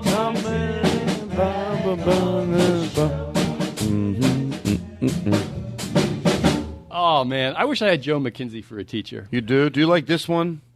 Tom Martin. I like it even better than the other times I liked it better. Play the other one. Play this one here. See if he likes this one. Be honest with me. Do you like this one? Tom Martin. I thought it could be louder. Do you like this one? No, that's not good. What about When the Ship? Let me try that song one more time. I really think I could. Tom, I was wishing you were here last week because you were saying that you thought Daniel Kino was, a little. No. I told. No, you don't want to talk about it. Okay, no, he said that Daniel was like. Tell him what you said. All right, Daniel, if you're listening to this, I'm going to make him. Are you kidding me? I will bring this over to his house. It sounded like you're. Whatever you're saying. Let me stop you. So I'm fair to you. Whatever you're saying, I will put on a flatbed truck with a PA system, drive it over to his house, and play it in his window. Like all of a sudden, I just want to be honest with you. Here's what you're going to hear. Heal. Tom! Daniel! This is what Tom said. I'm going to play it on a PA now. Glad you say it. All right. It seemed like Daniel was being a little mean to you the last show. And let me stop you and even fix what you're saying more, because here's what you're going to say. You get that the dynamic, you get that we both... No, I totally get that. You get we care about each other, we love each other. Hold on, I'm gonna make. Believe me, I'm trying to drive home what you said a little better. It only is effective if it comes from a very fair place. And we are the song. Obviously, we're joking with the song. The only reason we wrote that is because everyone goes, "Gosh, you guys you're like brothers, or you're like husband and wife." When you're really close to any of your friends and you're in healthy friendships, yeah, it's gonna seem like that. You're gonna be so close, you know. So you know that, right? And you know that dynamic. With all that out of the way and respected, I think you're right. And it works because it's real, and he was probably maybe drunk instead of high or whatever it was. But he was in a which was still fun, and I did listen to some of the show, and it was like there was an honest butting of heads and then making me laugh so hard. It was a great thing, but there was a little... Well, here's what anger there. Daniel, this is the way I perceived it, and then you can critique my show too right after this, which will be easy, I'm sure. I'm setting myself up for a big fall here. Let me tell you something. I thought it felt a little bit one move. It just felt like there wasn't the usual range. It was just sort of like a comedian playing a tough crowd, sort of playing the same vein of feeling the whole way through, which was like the way you're like a rebellious little brother in a way. Tom, yeah, You're right. I know it seems weird because I'm self, but you're right. You said it so brilliantly. It was. But by the way, it was still funny. It was still But I did hilarious. notice. Yeah. Why am I happy you brought it up? I'll tell you why. Because I thought it after I drove home. I realized that the different dynamic that night, but I had a great time. Oh yeah. Yeah, like because I know that wherever he was in his headspace. Here's why: if Daniel was listening, he won't mind it. Wherever he was in his headspace, that's really where he was. Right. And it was a different dynamic, but he was in a different place in his headspace. It still worked because he's funny and he cares about me. But he was in a different headspace. Right. But the thing I like about, saying it like that yeah. because it's not a fluffy way to say it wasn't a good show. It was, but it came. Every show's derived out of different things, and where his headspace was drove the show in a definite way, which was different. But here's why it was real. Here's why it worked is because he would find something that you said and then sort of pick the weakest point of it and then shoot the shit out of it. But then he got away with it because then he would shoot his own idea down quicker than you could shoot it down. Because you're right, because in that headspace, even when Daniel wasn't, I'm calling it a headspace, but I think that's fair. He's also very in that same critical headspace of himself. Oh, totally. Yeah, and also sarcastic about himself, and also very, like it all comes from Daniel Kino. So even in that headspace, I know there's a warmth there. But anyway, I think that's interesting to talk about. You know why? I'll tell you why for two reasons I think that's interesting. Because if someone listening knows exactly what we mean, let's say they're like, I thought that. Then you connect that crazy, like, feels like we feel. Still fucking love the show. I thought it was probably... I really enjoyed that show. That doesn't negate that it was from a headspace. So to me, it's interesting because either someone's listening and going, I felt the same way. Or there's the person, and still interesting, I think, that's going, that is so funny. I never even thought anything. It's interesting how different you could listen to the same thing and different people take different things from it. So no matter what, this show's interesting. Right. But one thing Daniel does, and this is whether it's picking up the thing that he wants to attack you with or he picks the most interesting thing, he's a good interviewer. He's a very good interviewer, and he's a good conversationalist because Yes. I've talked to him before, and he's very smart, and he has a way of drawing you in. He's brilliant. And then sort of finding the weak spot of your argument and throwing it back at you in a hilarious way. Yeah. No, so he can use that power of deconstructing a conversation or a point of view. He can wield that in many different ways. But I felt like he was wielding it in just kind of one way in this last show. And you know what? I realized something, because that Daniel, it's sometimes the danger in having a friend that like connects with you at that level is that you start getting very dependent. Like, like you can't do anything without calling that person and going, hey, do you think I should do this show? Like, it's Thursday, but then I have another show Friday. It's like, because they, you're just around them so much, and then they have wisdom that might not even apply to them as much as it, because Daniel has a lot of wisdom to offer, and he's very smart, and where do we get going? Oh, I'm high. All right, I have to admit it because I got a little lost. Because it was like, okay, it was complimenting. How did it turn from what it seemed like as we were making fun of Daniel, and then all of a sudden it turned into a compliment fest? No, I still own what I said up front. And that's why it's going to make everything I said more real. He was in a headspace that was funny for radio, but there was a headspace that he was in, and he was there. And it wasn't a silly, that's why, by the way, if you re-listen to the show and I go, hey, why don't you just do what we're doing and be silly? Instead, you're sitting there with your hand on your face watching us like the drunk guy. I used to be fun. I said that on the show. So I'm already... We alluded to it. Hi, Tom. It's Todd. How are you? Let me do something nice for the people. No bullshit. I want to do this for you, guy. Tom, I want you to really... Because I think this is where he wasn't... I'm not saying am I as good as Roger Whittaker, but... Echo. There's a ship that lies rigged. Todd, there was one part of the show I agreed with Dan... with what? Well, Daniel had some good points in the show last week. I mean, as far as this singing of this particular song, you're not a terrible singer. Thank you. Shut the fuck up, Daniel. I'm a good singer, right? No. I thought that's what you were saying. No. There's one. I think Daniel was right on the money when he was saying that maybe you don't have an ear for how you sound in this particular song. Well, are you going by what he said, or are you going by? No, I'm going off my ears. Well, can you do me a favor then? Sure. Can I sing it? And if you really feel that way, I'll listen. But I think don't you might wanna be. be You're the- very influenced by Daniel. Just because you said. I don't want to be the only one against it. So if everybody else, Well- does anyone else want to hear? Because I don't. I think you do. I know Neil does. No, I think Neil wants to hear it, don't you? No, not at all. Neil says no. Well, I mean, Neil gets shy around sometimes me because I'm a headliner. So it's settled. So- We're not going to hear the song. We'll go to Well, the. hold on. Oh, I thought we agreed. Oh my God, Tom, I'm your good friend, but like, let me get Neil is shy around something because I'm a headliner and I'm a very overbearing.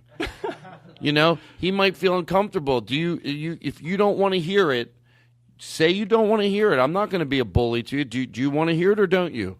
No, I definitely don't want to hear it. All right. I mean, that's okay. I'm so glad you're honest with me. I'm not a freak or anything like that.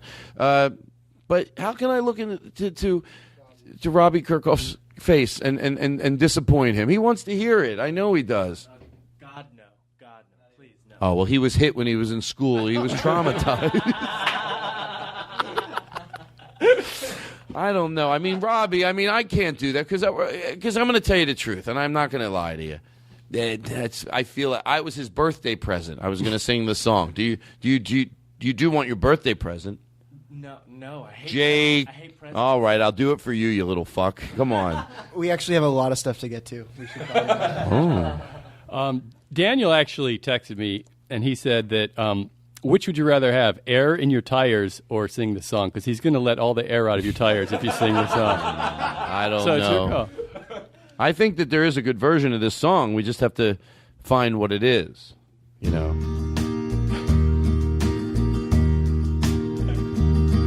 There's a show lies rigged and ready at the Nerdist.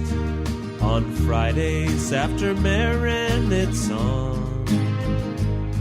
Far away in the land of Black Horse Motors. To your ears from your computer or iPod. And I shall listen to that show tomorrow. For our hearts are full of joy at hearing Todd. This looks narcissistic. It's the Todd Glass Show, and Todd's is so much better than all other casts of Todd. For it's the Todd Glass Show. Look how easily Joe McKenzie sings. Much better than all other casts of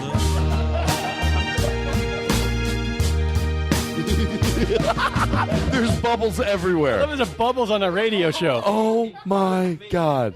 Can I tell you what was happening? Okay, everybody, listen. So I have my hand thing, the hand bubble machine. So I'm listening to a song about how great the podcast is, and then I'm putting bubbles, my own bubbles, into the air. Play the song again. So picture me. Hold on, I want to get to the second bubble machine in a second. So this song is playing, and then I'm waving bubbles all over there. So we're all sitting in a dark room, and then bubbles are everywhere falling around us. But here's the part. I'm the one shooting bubbles out of a machine. Then we have a new bubble machine that I forgot that Robbie Kirkhoff turned on, and that just shoots out bubbles. It's like a mounted bubble machine. Listen to the song, everybody. Really take it in this time. I shall listen to that show tomorrow. That's okay.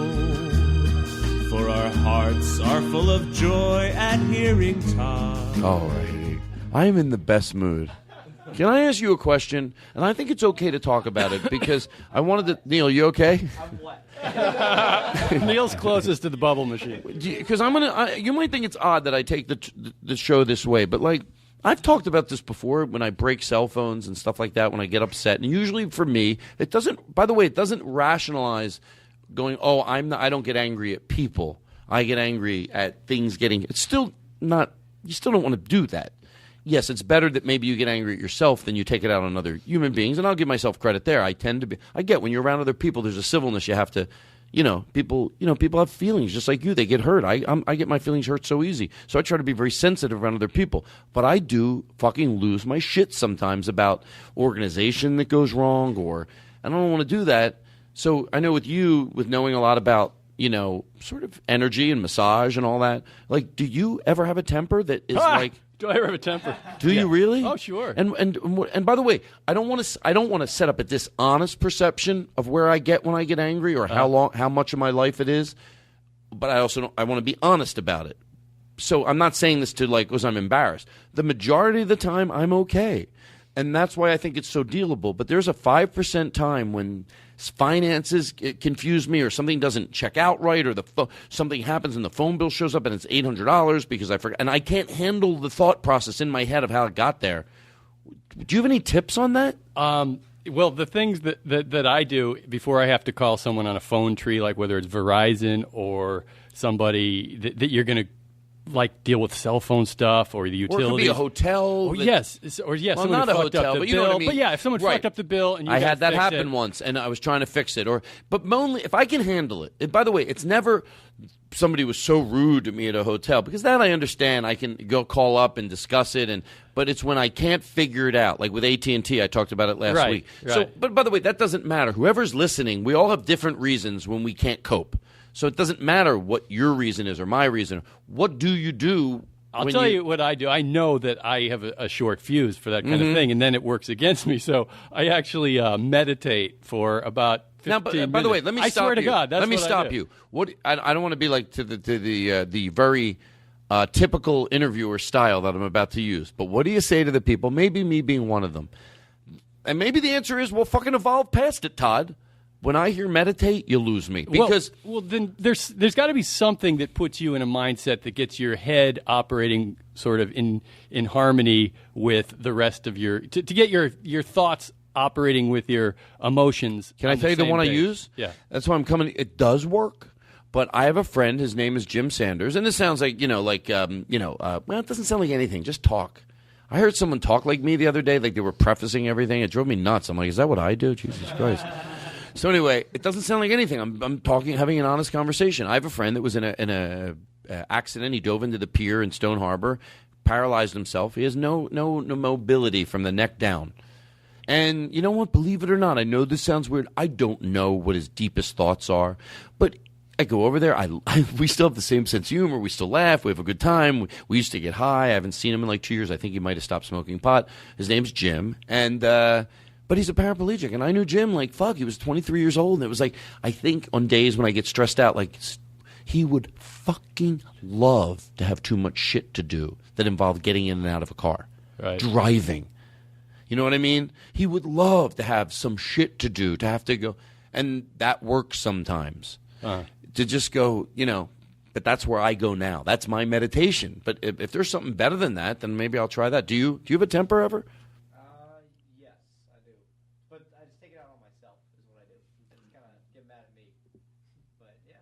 Yeah. Anyway, so because you do massage, I thought that's why I brought it up to you, not to be depressing. Well, no, I did a massage. I have a regular client I do on Tuesdays, and I before I came here, it's sort of like a meditation. If you work on someone for an hour and a half, you're forced to focus on one thing for that entire time, and a lot of time you're taking deep breaths the whole time too. So you feel great after you work on somebody, probably as good as the person who got the massage. You're what you just said. I used to know a girl who gave massages, and she said when you have love mixed in with a massage, and it doesn't mean it's not. It's love of the passion, the love. She goes, you do feel as good as they do at the end in a weird way because if it means anything to you to bring relaxation and joy to somebody. If it doesn't, well, you might not feel so good if you're some narcissist giving massages. But if knowing how good you're making someone feel, because here's the point of the massage to me that is unbelievable. And from the beginning, it feels good. If the minute they get a grip on you and they know how to do it, and they know sometimes they just know how the pressure, it feels good right away. That's not the great part about the massage. You know when everyone says you take a deep breath, there's a point in a massage, and to me it's around 15 minutes in, without anyone telling you to do it. You take a deep breath. You let it out. It just no one had to tell you to do it. It forced you to do it. And there's a oh, totally. And does it feel like 15 minutes in, and just now even imitating it, letting your hands down, and just and that's like a good place to be. Yeah. How do we get here to this conversation? We're talking about ways to deal with anger or rage Getting a massage. But by the way, getting a massage doesn't help. So all this talk was for nothing. Can I give you guys a treat? Sure. Do you like treats? I like treats. Everyone else, do you guys like treats? I feel like it's too early to give it. Probably not. But there's so Tom, I love you. You're so great. You're everything I needed. You know, just good energy right across from me, like high candy. Did you hear that, Daniel? He likes me right now. But Daniel and I are brothers, and you're like the older brother, the dad, that we're trying to compete for the attention of. Daniel was bad last week. I've been good all week. All right, hold on. Can someone come over here? We might need this louder. I want you to do me a favor and have your hand in case we need it louder. Well, you have to play the music, too. So, but I got to be over at that soundboard. So, in case we need it, well, do you want me to... Todd, is this the treat? Yes. You motherfucker. I thought it would be like cake or something. Hold on. All right, hold on. Oh, shit, the treat's a harmonica?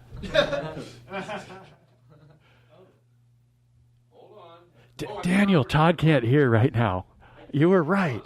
This is crazy shit. What the fuck's happened to Todd?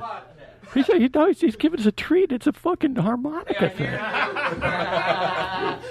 Can you get over here to this volume in case it needs to be louder? He thinks it's a TV show. Now he's got a light show and bubbles. No, it's over the PA I need it. So Jesus. Dan, get over here, Keno. Get over here right now. Put it over the PA. All right, so what I want to do is I really been putting a lot into this. I've been trying to learn the harmonica, and you know, Tom, your favorite song is River Deep Mountain High, right? Sure it is. That's a fucking hard song to learn how to do. Don't tell me you learned it. Tom, I just said you know what I found out? If you tell someone how much you care about them, sometimes they take you for granted. Don't you do that. Okay. I had that happen once before. A girl named Gina Malone. That's a true story. Here's what happened. I was at a funeral, and everyone talked about how Judy Toll changed their life. And Judy Toll made everyone feel funny, and she was funny, and she made you feel funny. And I thought, who do I know that's still alive? Don't wait till they're dead. And I thought of my friend Gina Malone. She makes me feel funny. She's funny. I love being around her. And I told her, I said, Gina, I told her what I just told you. And I said, I just want to let you know, you're my friend. You make me feel funny. You're funny. I love you. You're here. I just want to let you know you're appreciated. She's been shitting on me. Now, of course, I'm kidding a little bit, but there's some truth to that. And I tell her that. By the way, the running joke we have between her, I call her up, you've been shitting on me ever since. Because now she knows I care about her. If she has tickets to something, she's not going to give them to me. I love her already. She's going to give them to a friend she's trying to win over. Once you tell them you love them, they'll fuck you up. Now, this is for you, Tom.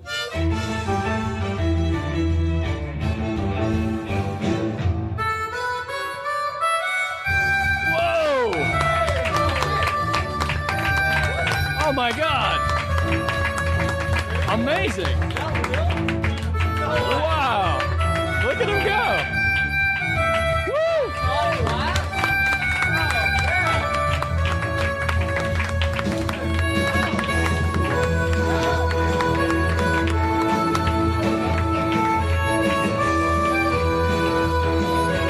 Amazing!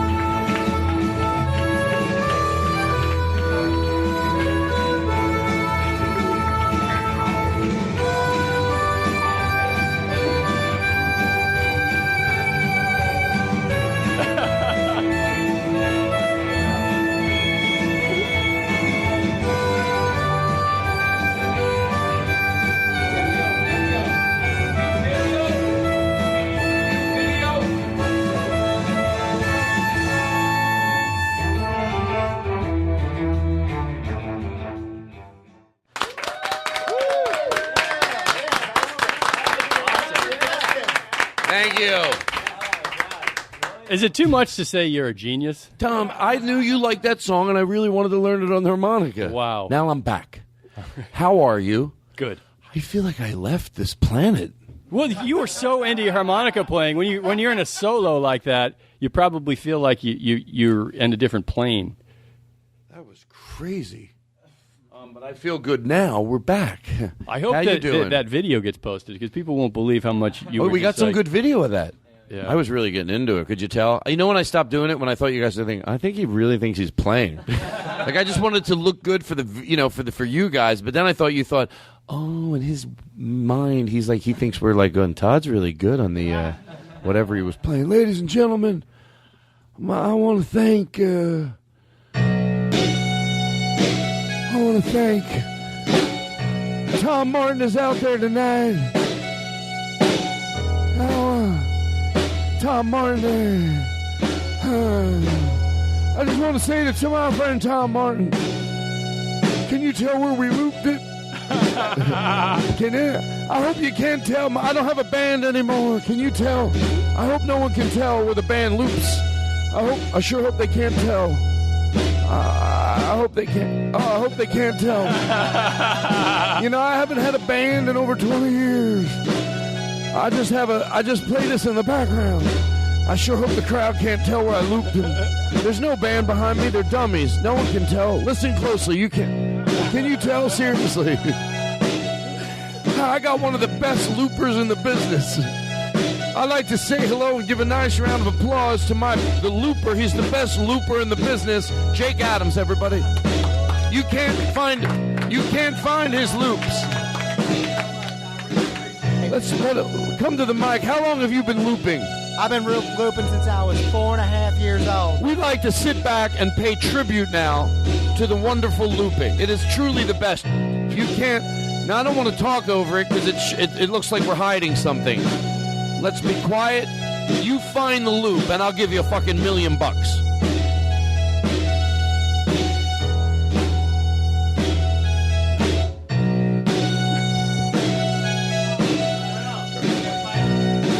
How long have you been looping? I've been looping since I was 4.5 years old. This is the best looping I've ever heard. Listen again. You can't find it. You can't find it. It's a fucking impossible. It is fucking... Let me tell you something, you piles of shit out there that think you got a good ear. You can't fucking find the looping in this song. That's how good Jake did. He did a great job. Shut the fuck up and listen. Shut the fuck up. You can't fucking hear it. Goddamn flawless. Was that okay? That's good. That's why. That's why the boss plays those 3.5 hour concerts. Sure, anybody could just do loops this. it. Yeah, here's what. Ladies and gentlemen, can I get some reverb? Thank you.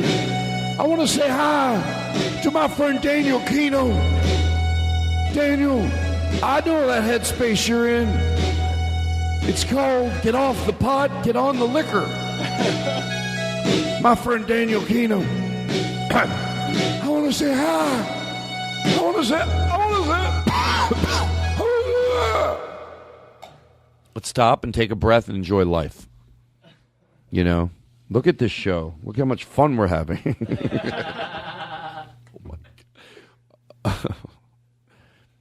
Well, I don't know if I really want to make it look like. Well, I mean, we'll talk about that in the. No. I had a no, I'm not. The only reason I will bring up what I had to talk about is if I make myself a promise that I won't talk about it. Otherwise, it's nauseating. What is it? Well, I had a funny story about when I did Louis C.K.'s show about an extra. So I told Aristotle, I go, well, just remind me during the show and I'll tell it.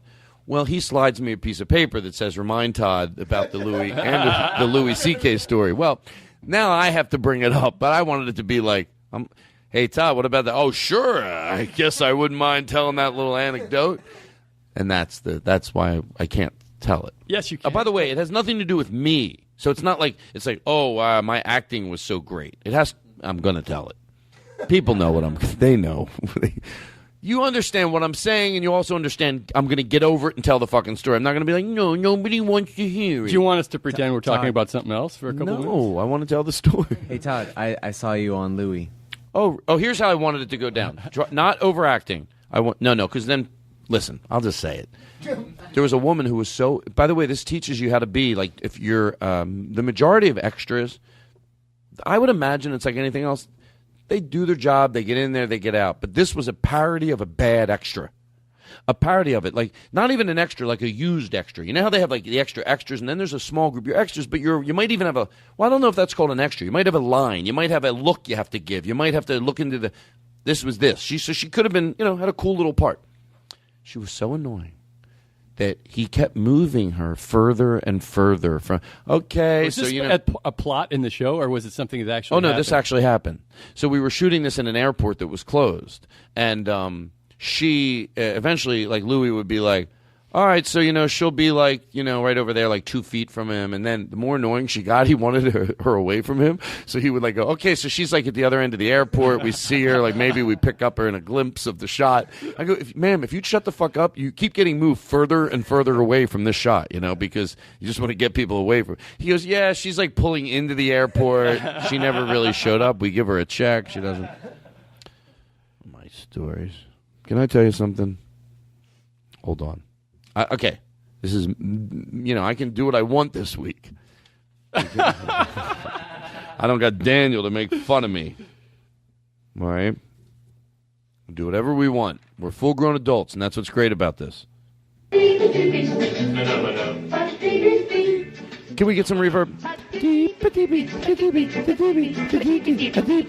Can you turn this mic on?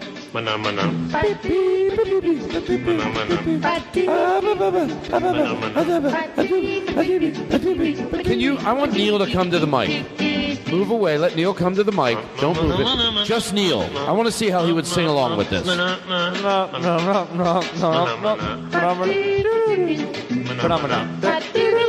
I like it. You know what? No more petit petit for you guys. Todd, it's not fair for me to sing because I wrote that song. You wrote this song? Yeah. You swear to God? Oh, yeah. This is the part, I stayed up all night to get this just right. Well, it's all the same, it seems. Oh, not if you know songwriting. Joe McKenzie will back me up on that. Shut the fuck up. This song, you're going to hold court? Yeah, Oh, Todd. By the way, I do love this song. Why am I writing it off? Thank you. I'm serious. Like, the truth is, why am I writing this song? This is as good as a Bob Dylan song. It sticks in my head. A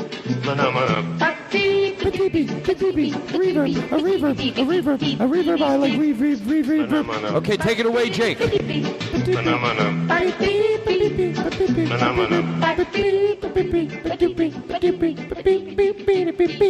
Can you give young Jake more reverb?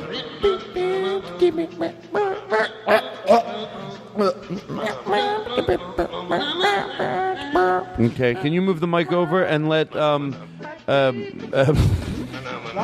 Robbie! Dare you? Go, Robbie. Just Robbie Kirkhoff. Can you give him a little drum beat in the background so we can eventually weed the music out? Give me some drums. Yeah, go ahead. Perfect. Oh, No, you keep going. I'll bring the music back to get your rhythm.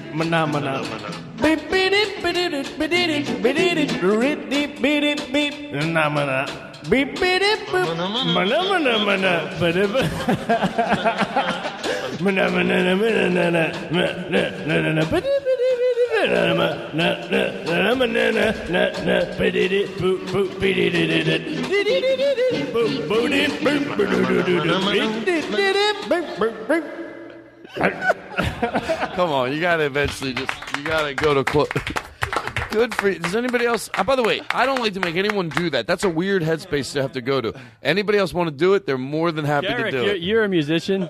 Are you? Do you sing? See how I move everyone aside? I push everyone out of the way. All of a sudden, I'm pushing You don't sing. You just play the guitar. Oh, well, get your guitar. Do you have it with you? Wait, it's on his. What if it's on his back, like old school? You must. And then a cowboy hat comes up the top. Tom Martin. Yeah! That's right, baby. You're listening to the Todd Glass Show. Todd, would it be too much to ask if you just played that at every show, even if I'm not here? Tom Martin. I think it'll lift everyone's spirits. Oh, I was listening to. You know what's really weird when you listen to the old theme?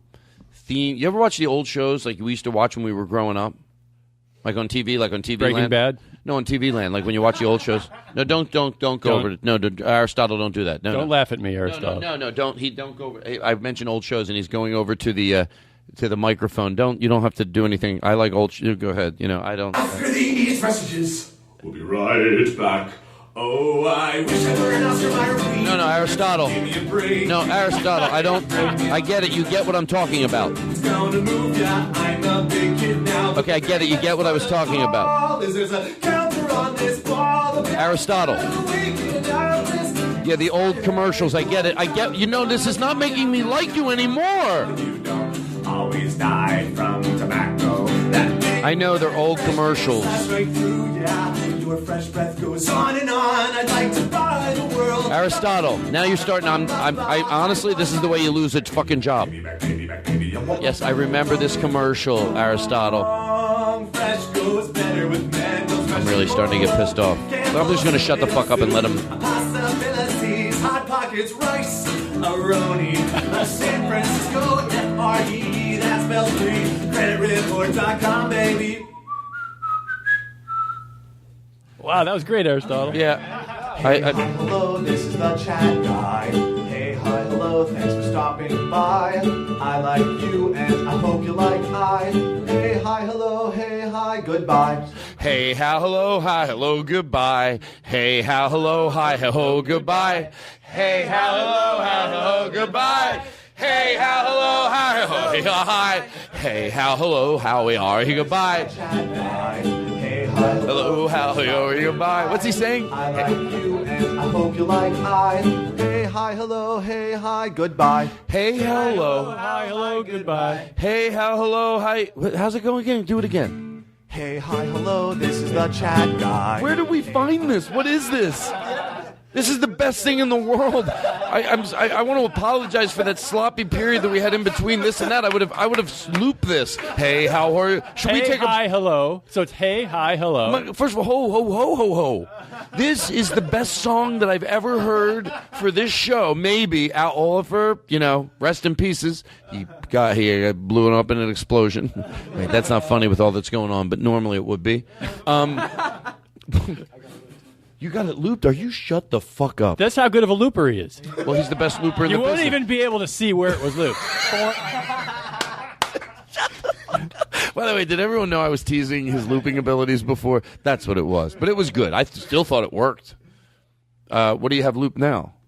Hey, hi, hello, this is the chat guy. Hey, hi, hello, what? This is the chat guy. I like you and I hope you like I. Hey, hi, hello, hey, hi, goodbye. Hey, hi, hello, hey, hi, goodbye. Let's act like we're all horrible at it, but we think we get it. You ready? Chat guy. Hey, hi, hello, hi, ho, goodbye.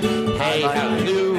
Hi, how, hello. Hey, how, hello, yeah, hi, how are you? Goodbye. Hey, how, hello, goodbye. Hey, hi, hello, hey, hi, goodbye. Hey, how, hello, thanks for stopping by.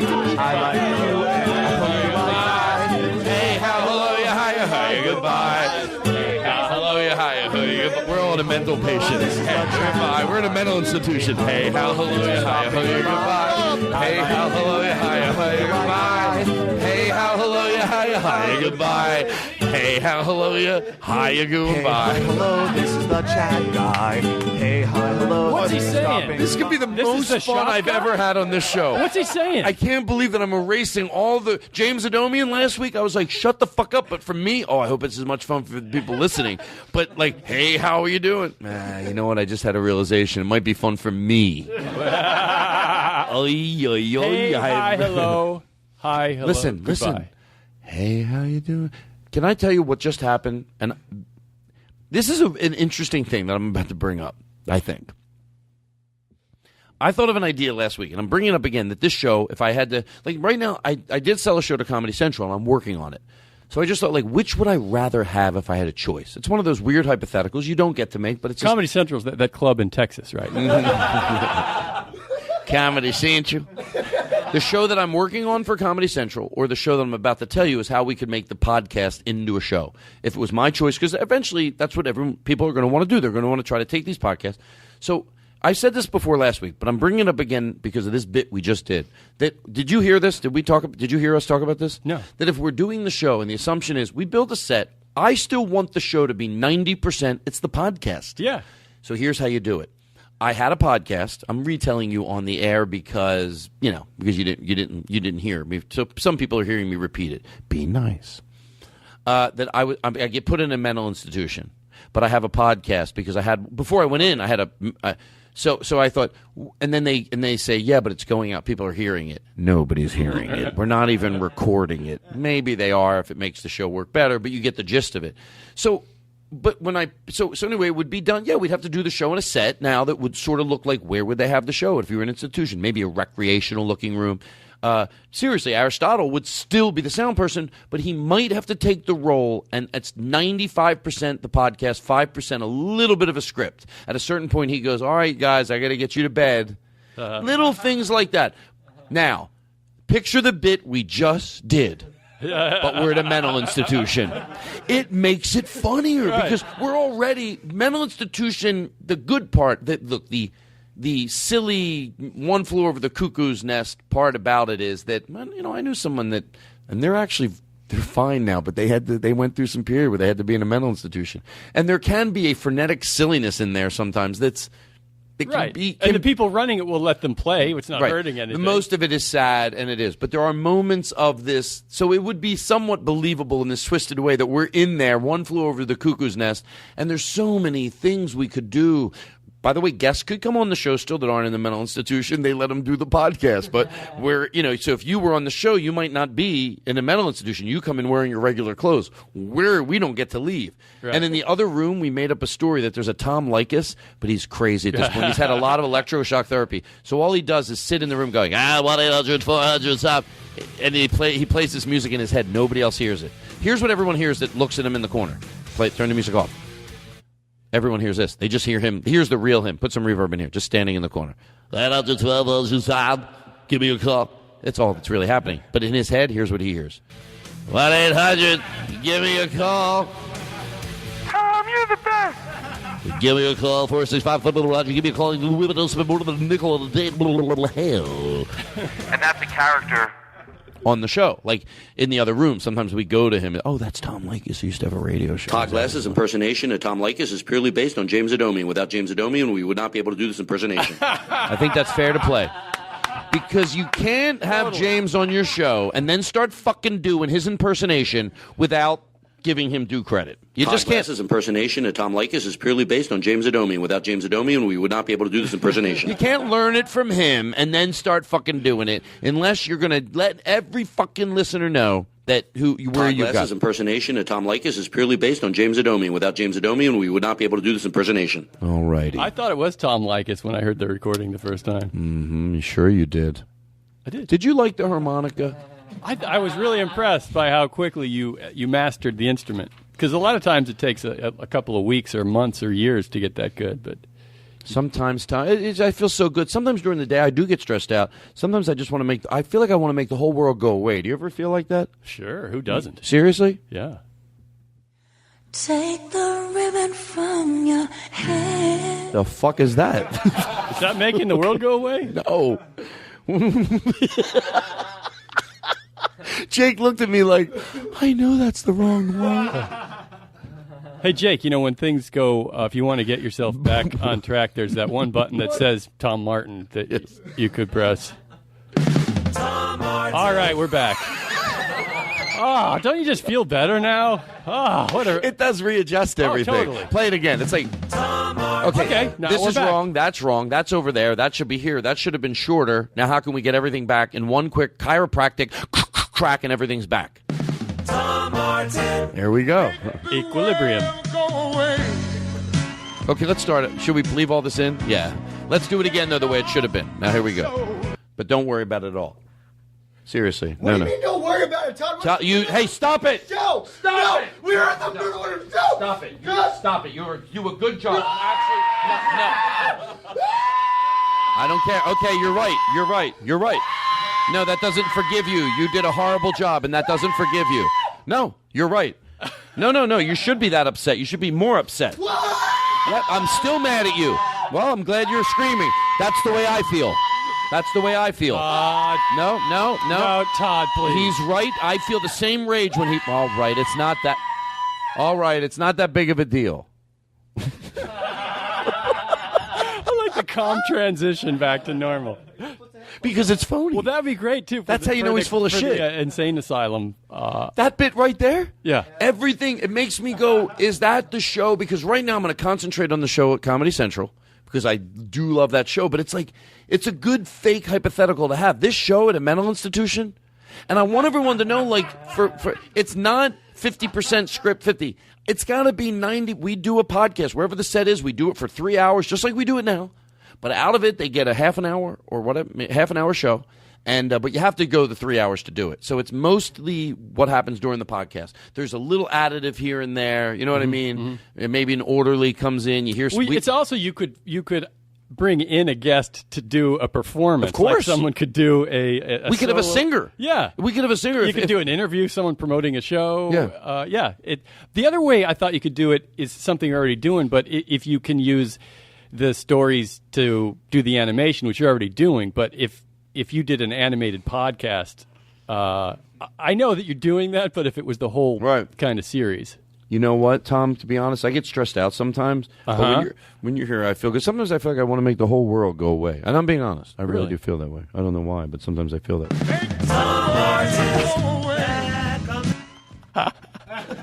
way. Again, we took... No, now I'm going to let him scream. No, that was right. You made the right choice. No, now he's upset for a reason. He's right. He By did the the way, right thing. To George Carl, he did just mess up. No, I'm going to let you scream because, you know what? All right, it's not that big of a deal. By the way, that is the best way to get out of getting yelled at.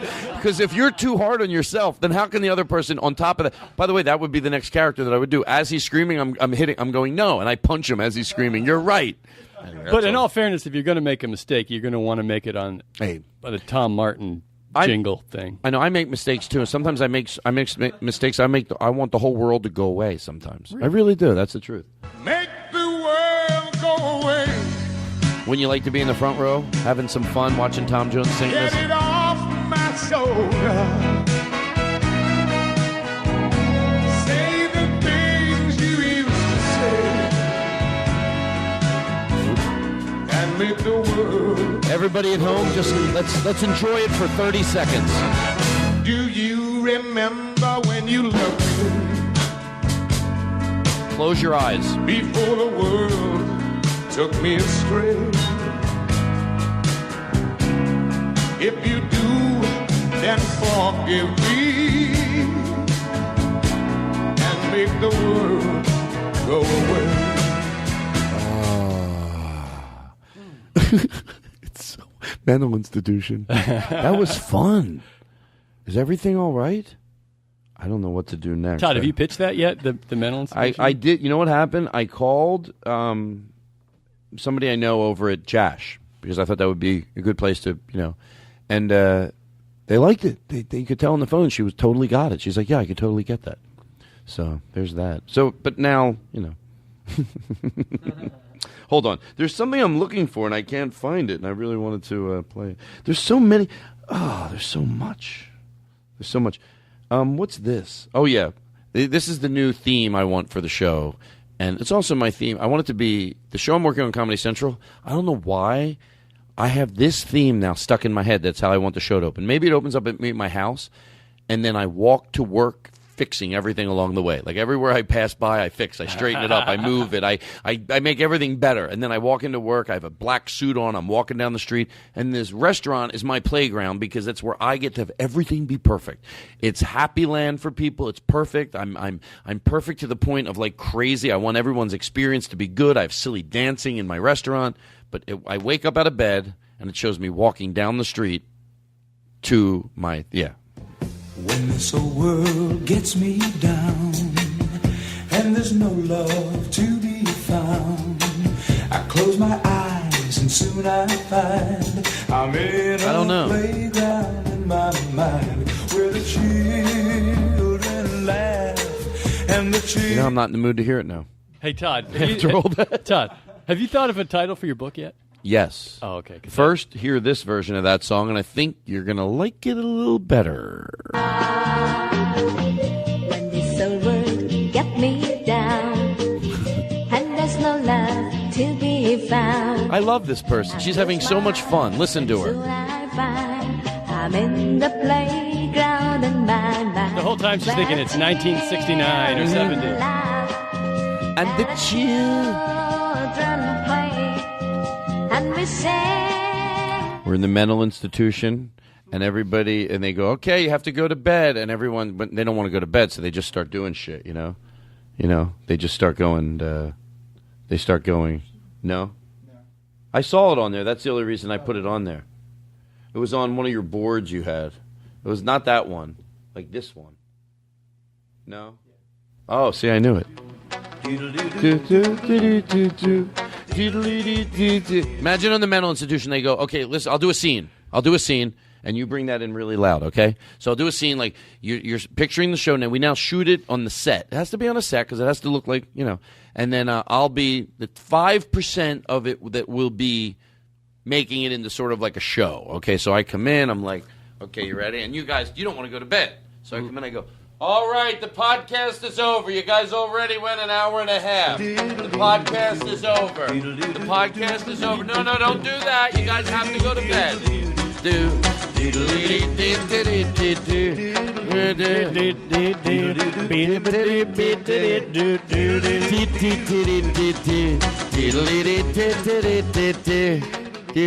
Oh.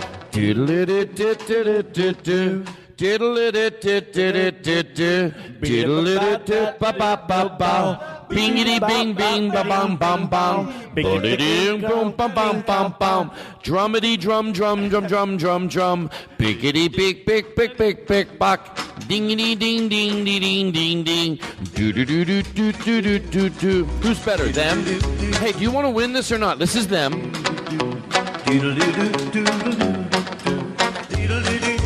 And this is us. And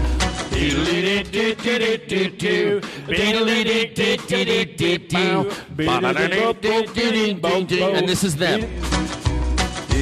I think they're better. I'm not going to lie. I mean, they just sing closer to the mic. They're better. We need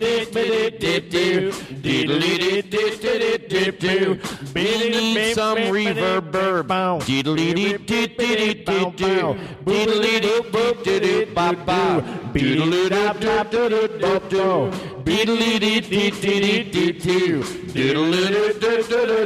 Here's them.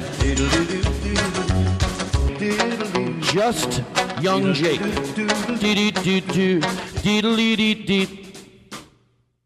Doodly doo doo doo doo doo doo doodly doo doo doo doo bee bee doo doo boo doo boo boo boo bee doo boo boo boo boo doo. All right, everybody. Is this good or bad when I get to be in control like this? I'm having fun. Todd, there should be, like, as you're finishing up the last song on that show, people should just start vanishing, and then maybe you've hallucinated everybody but yourself. So you're just the final person. There's nobody ever. It's all me. So that's a great idea because you could do a whole show. Fade away. You do a whole show, but at the end, you always insinuate that was all in his mind. He's sitting in a room by himself. Yeah. Oh, that is fucking brilliant, Tom. Yeah. Do you get it? Because it's like at the end of the day, he's in his room, and he's not. Doesn't have to be like in the corner, but he's like at his desk, and that's the place he goes to. Right. I really like it. And on your papers, it'll just be squiggly lines.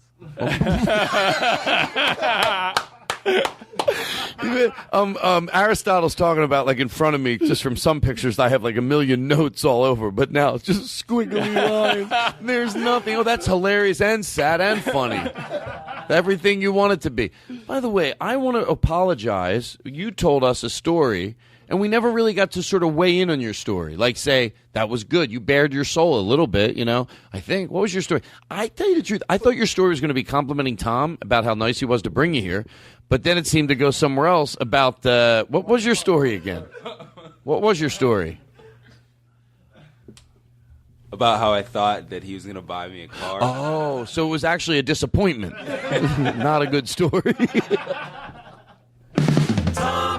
We don't know yet. Yeah, that's true. You try to make him hold on a little longer. We don't know yet when you Derek, if you had to pick just one car out there, which one would it be? Shut up, Tom. That's what you do. You're that much into. Can I ask you a question, and I want you to be honest with me? Are you sick of this song yet? Are you sick of this song yet? Do you think that we've played it to death yet? So if you need a parody, get a new one, please. I won't be upset.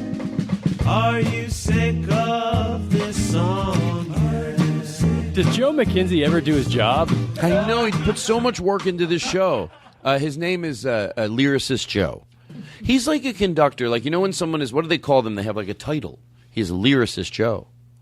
Yeah, that's a title. You should bring him down. Fly him in. When I do the live show, I told him that we're going to try to figure something out. Yeah, we should do something for him. We should write him a song sometime. You know what? I think it would suck, right? Thank you. We hire him to write it for himself. Okay, listen to this. Do you like this version? I like this song. Take the ribbon from your hair.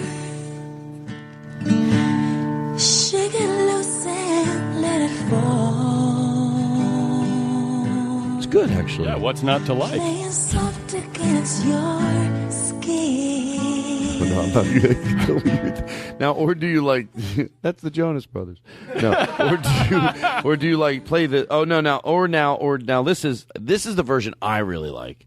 It is Chris Christopherson, but he did like a later version of it a lot quicker, and they vamp in the beginning. Always love when bands vamp. I don't know why, it's very exciting. Like, they're not out there yet, so the band's got to vamp for them because maybe one of them's backstage doing. I picture like in the country they're drinking still, and they're like, I don't know where the fuck they are, but we just start the show. They'll fucking get out here. So the band's bum bum bum bum bum bum bum bum bum bum bum bum, and then eventually they all start walking out with their instruments, like, and they're all still talking to each other backstage. You can tell as they're walking onto the stage, they're still talking to someone that's in the wing, you know.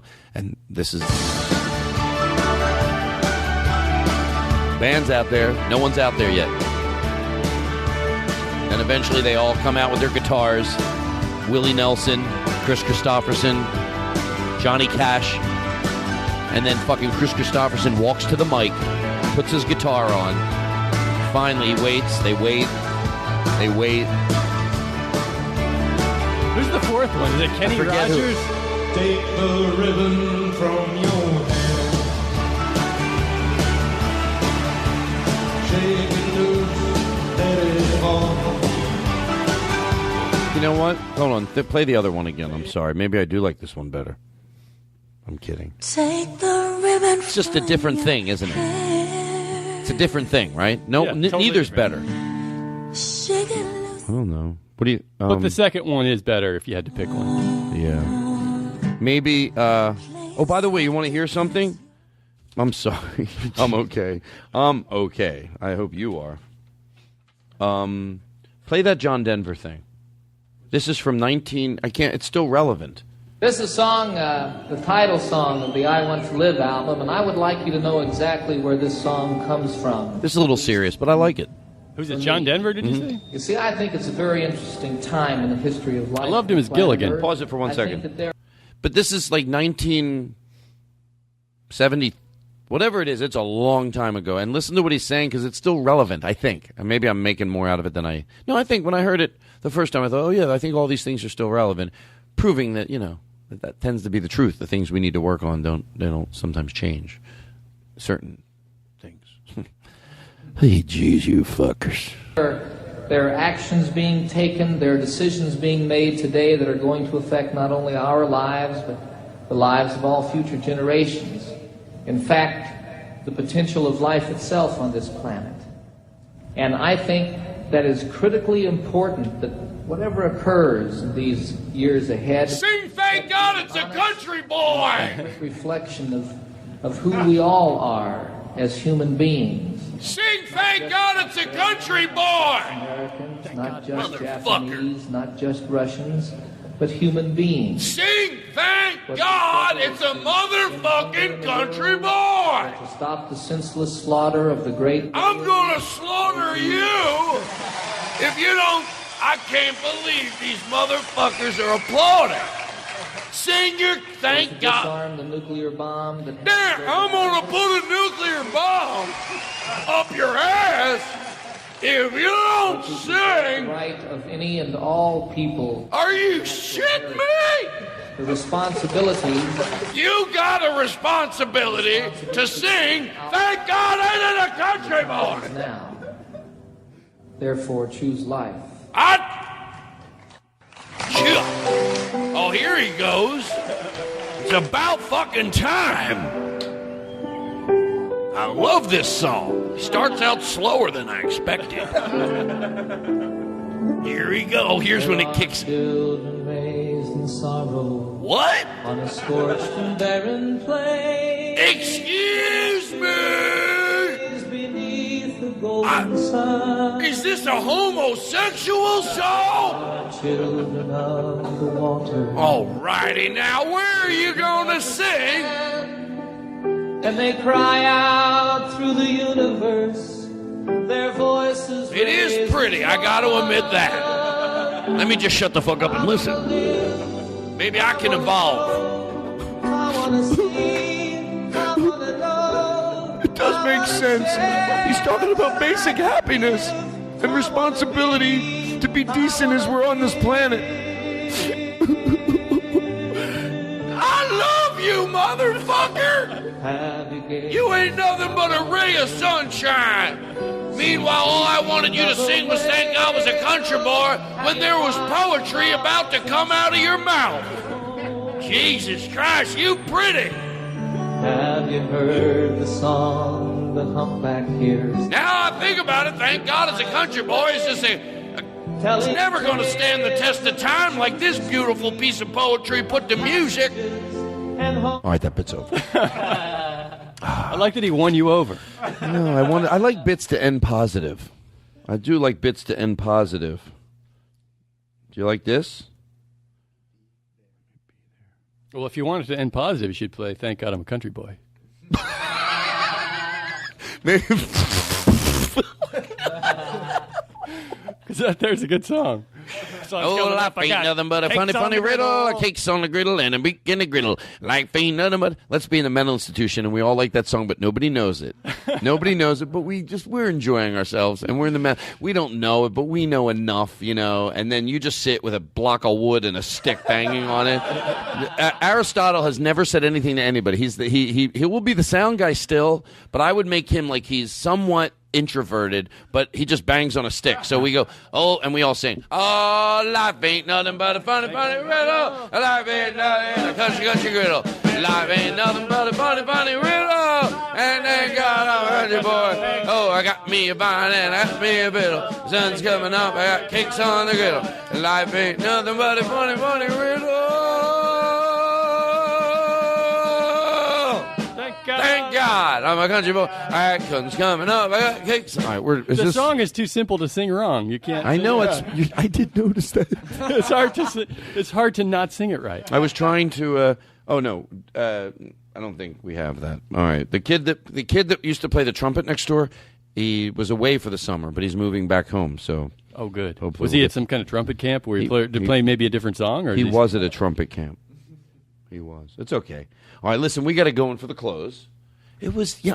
Tell you the truth, I'm hungry, but I'm not. I want to do this. I want to do this longer. It just goes so quick. I know. Well, when you solve the world's problems for an hour and a half before the show starts. Oh Jesus! I'm gonna eat mints on the air. I don't know why I thought that was a good idea, but everything's good. Everything's fine. Todd's pointing to his squiggly lines. You can't.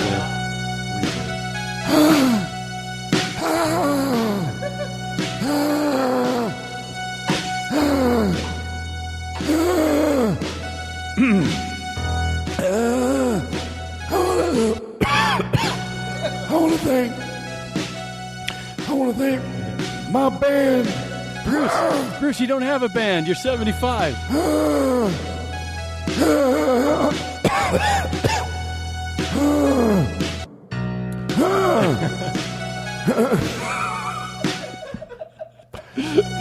This is Daniel Kino's ringtone. It's so obnoxious. He's at Starbucks. He loves Bruce Springsteen, huh? I have different... My name was Harrison at the Starbucks for about a year. And I heard a great name that I wanted to change it to for another year, like Grant. I'm going with Garrick. Garrick is good. Yeah. It's different. Aristotle. Yeah, they don't believe you, though. Yeah, Aristotle. They, when you do that, they say it very sarcastically. You ever hear them? Yeah. Aristotle, your comments ready. Right, Aristotle. I want to say, my friend Aristotle's out there tonight, and I'm Bill Clinton and Bruce Springsteen writing one impersonation. James Adomian might be able to do individual impersonations, but I do two people if you smushed them together. I'm Bill Springsteen. With our nuclear problems, and what we need to do is go over to other countries and prove that we're not a gluttonous pigs that we look like. What if That's you, Todd. That's you. Get mad at yourself. What if Tom Likas was, like, he came back on the air, but he was, like, ignorant, but about, like, no, not ignorant. Because he's not, the sad thing is he's not ignorant. He just chose to take that path. But I've heard him talk about intelligent topics. Right. Like a caller could call By the up. way, that does not negate what he fell into. I think he could have been better. I think he found the niche there and he worked. But I heard him talk about some things, and some people might be like flabbergasted right now. Are you serious, Todd? Yeah, I heard him deal with a few issues once back when he did both, and it was like, fuck. But imagine if, like, he was really like, Can I be the caller? I'm sorry, hold on. Does anybody care that I'm choking? No. Except Aristotle, who bought me. You were choking as Todd, but you weren't being Todd right now, so we weren't worried. You were going to be a different character. Oh, yeah, that character was choking. Yeah. Ladies and gentlemen, I bring you here tonight. What a... Holy yes. Is this Tom Likas? No. Oh, yeah, played Tom Likas. I'll be Tom Likas if he was, like, taking calls. Todd Glass's impersonation of Tom Likas is purely based on James Adomian. Without James Adomian, we would not be able to do this impersonation. 6'5", 4,100. I can't even do it. Can I be a caller? I don't care. What do you want to do? You bring a girl. What do you want to say here? If you're using the word retarded, do you still defend it? Well, because you're a moron.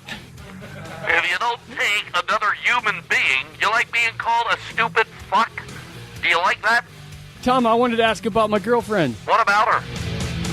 Well, I can't generalize. She wants to buy an SUV, and I'd rather get like something that uses less gas. So what should I tell her? You tell your girlfriend that you might not be able to change the course of the way we're going. We might not be able to reverse the damage. But while you're here, why can't she respect the planet? Right? Just because we can't reverse it, we should not be greedy pigs while we're here. I know, I hear them all the time. But Tom, even if I buy a Prius, I'm not going to reverse all the damage. At least you try, you fucking stupid whore. Well, you're here, you don't have to be a gluttonous pig. Tom, where's your phone voice? Tom, this is, I'm calling to ask you a question. Go ahead, do you care? Well, I'm wondering if it's okay to hit your kids. I mean, sometimes they need it. Sometimes they deserve it. I'm just wondering, it's okay to hit your kids. Listen, sir. I don't know what happened to you, but if you turned out all right, were you hit? Yes, I was. And you turned out all right? I think so. It's funny because you think if you turned out all right, you would know it's not right to hit kids. Of course you don't know you didn't turn out all right, or you'd be against hitting. Let me tell you something, just because your abilities, Todd. Once you hit a child, you're admitting they've got the upper hand. Tom Likas, can I ask How you about if another I question? hit you? How many fucking punches in the face would it take you to evolve, you stupid piece of shit? Tom, how come you're so forward-thinking on all issues except for women? Because you only spend a dime on a date, dear. You make her suck your balls. He still goes back to that. That sucked. And you know what? I blame that on James. If if I have to give him credit, it's because I have to play that thing. I have to play it because otherwise I get in trouble. by his management. Todd Glass's impersonation of Tom Leykis is purely based on James Adomian. Without James Adomian, we would not be able to do this impersonation. So that means if a bit's let us down. If a bit's working and it's killing and everyone's like banging their table, they want, that's because of James. So when the bit flops like that one, I blame James too, bringing this show to a grinding halt. He fucked up, man. Well, we should stop. All right, we will. All right, you don't have to be rude about it. Well, everybody, now we go in, we say goodnight. I go around the room and tell the worst thing that happened to everybody today. Maybe you can all... I want to go eat. Does anybody want to go eat? I feel like if I ask you on the air, it makes you have to do it. Hell yeah. Once this show's over, people skedoodle on out of here. That's why I keep the show going as long as I Todd, can. none of us are even... It doesn't even exist outside your head. If you want us to eat with you, you can make that happen. Just pretend it. Oh, did you take a Daniel pill? Eventually, it'll just be me and Aristotle and young Jake in this room. And we'll get a smaller table, we'll sit around, and I'll have a big plate of spaghetti because it's only three of us, and I don't have to be worried about feeding that many people. And we'll do the show, and we'll have raviolis, and we'll just eat them and have cake and fudge everywhere. Is that what you want? No, what I really want is next time Daniel's on, I want to be on too so he can't talk too much shit about me in my absence. Can I tell you something about Daniel? This is funny, but this might seem like an indirect way to. You might think I might be as like a manipulative way, so Daniel won't complain. Daniel, remember what I said? Daniel's smart, and he'll probably be like, "Oh yeah," because we didn't say how funny it was, and Daniel will be like, "I was in a different headspace." And like I said, I'll say it again because I want to say it. It makes me feel better. That headspace made for a fun time. Yeah. We're just saying there was a specific headspace that he was at. He'd be able to look at that because it's not like any of us are saying, yeah, it really hurt the show. No, it was every energy brings something different to the show. He's still silly. He still was here, but there was the reason I'm glad you brought it up because he was from a specific headspace. I realized it driving home. I thought about it a lot. I can't sleep at night.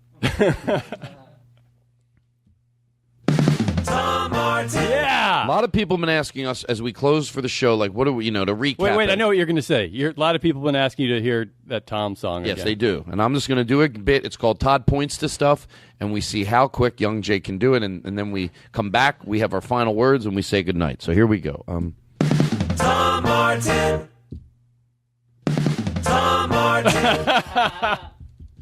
Tom Martin. No, play this one now. Tom Martin. Play that one now.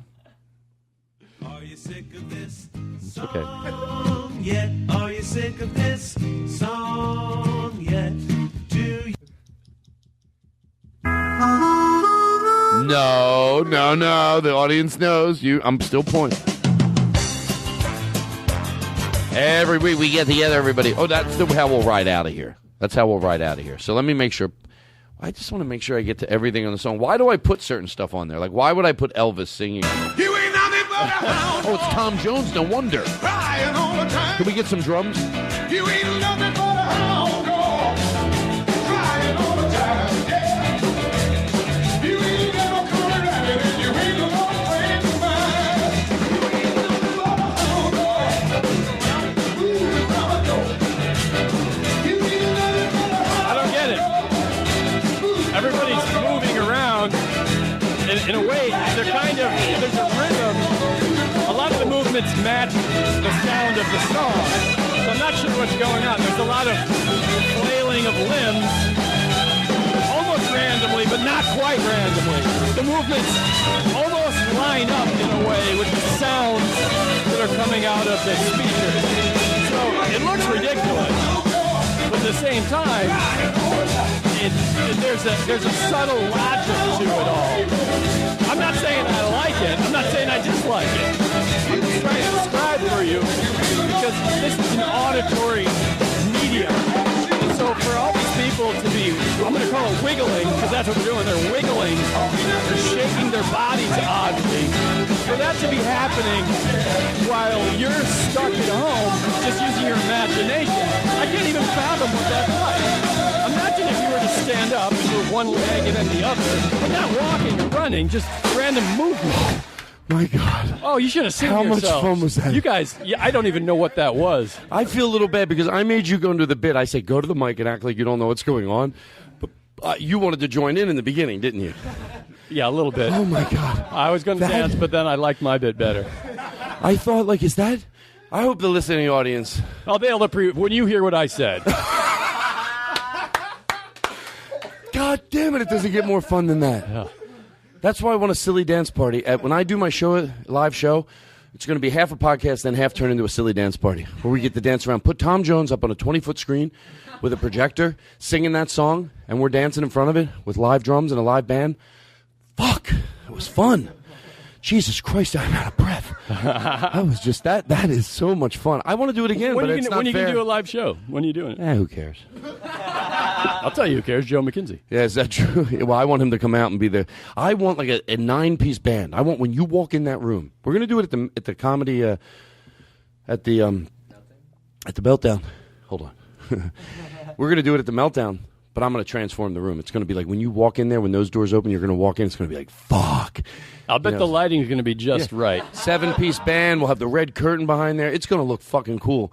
And it's going to be a fun night. I want Eddie Pepitone to be there as the guy who doesn't think everyone's silly dancing good. So he's going to go, no.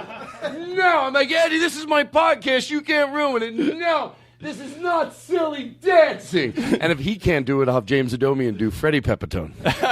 But he loves the way they dance. He goes, I just want to stop. He has the DJ stop to tell everyone how much he loves when they silly dance. But the DJ goes, well, let us silly dance. He goes, I just wanted to. Fuck. That was... John, how could you be out of breath? You work out every day. You're always on the treadmill. You, by the way... I'm serious. Can I ask you, and guess what? We're doing it. We are doing it. What are we doing? Some people would say it wasn't fair to do to the listening audience. But listen, you can fast forward. Play that song again. You dance like I danced and come back to the mic. Are you ready? And no, we don't get no for an answer. Here we go. Take it away. No, I've learned my lesson. No, please. Please. You ain't nothing but a hound dog. Rough night all the time. You ain't nothing but a hound dog. Crying all the time. Yeah. You ain't never found it. He's doing it.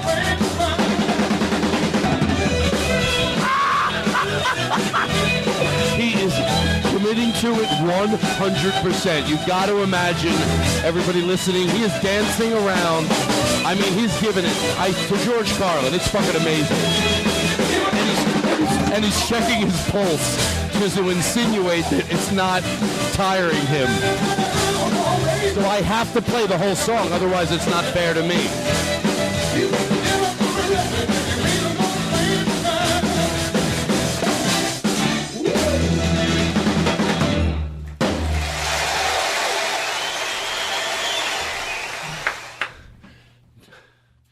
Now, talk to me.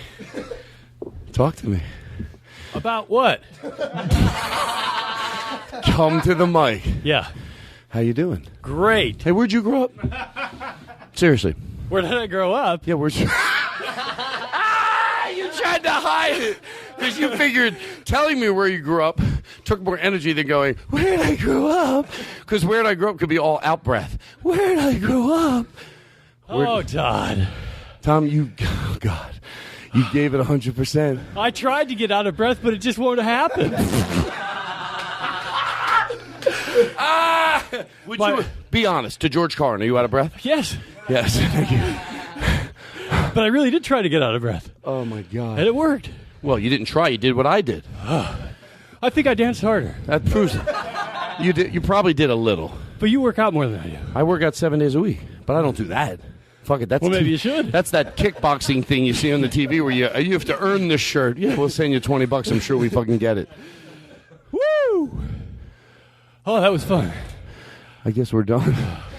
This is the funniest way to end the show. Garrick, which of us white people was the best dancer? Can I ask you a question? Can you dance? Of course he can. No, seriously. Who can dance here? Does anyone admit? Yeah, you can dance. Don't be shy. Can you dance? Can you? Can anybody? You can. I think we silly dance great because I let my guard down. I did let my guard down. When I'm here, I can't dance, but I just let my guard down, and everybody did here. Let me tell you something. Hold on. I looked around the room, and I saw everybody in this room, like silly dancing, like taking advantage of there are no rules as an adult. You know what I mean? and just silly dancing. And it's fucking good. No one held back. You don't see anyone like, that was fun. And you know what I liked? Even if, here's why you're good energy, because even if you don't want to do it, you sat there and you took it in, and you took it in like, you know, you were enjoying what you were witnessing. Am I right? Yeah, I could tell. I looked over and you were just like, this is, and I know that's weird to notice that. Well, you know what's weird with Garrick and me is like I've known him since he was like 14 or 15. I don't know. So he's friends with my kids, and so now he doesn't see you like that. No, so he calls me Mr. Martin and shit like that. Yeah. And so I felt a little bit self-conscious. Maybe he feels self-conscious. But now that we're grown-ups, you can call me by my name. Yeah, and you can dance like an idiot. Yeah, you got to call him Tom. You got to call him Tom. That's I no. I'm going to tell you something. Nobody. I would. Even my nieces and nephews. Well, that might make me call me Mr. Glass. Oh God, that was just so much fun. So, I guess we say goodnight. I like to make a long good nights, but we are going to go in. Oh my God, that was a lot of fun, right? We did. We got together. All right. Well, last words, anybody? I'd like to change my thing I'm most thankful for today. I think maybe we could all go around the room and rethink. Maybe we could be a little more thankful for something. I'd like to thank you, Todd Glass. Thank you. I'd like to thank you for having this podcast and bringing joy to millions or hundreds. I just don't want you to think, how many? Thousands. Oh.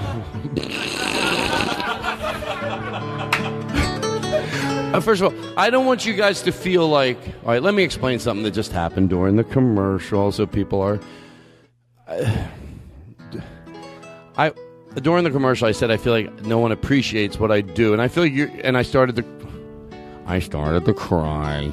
That's not why we're saying this. You swear? Yes.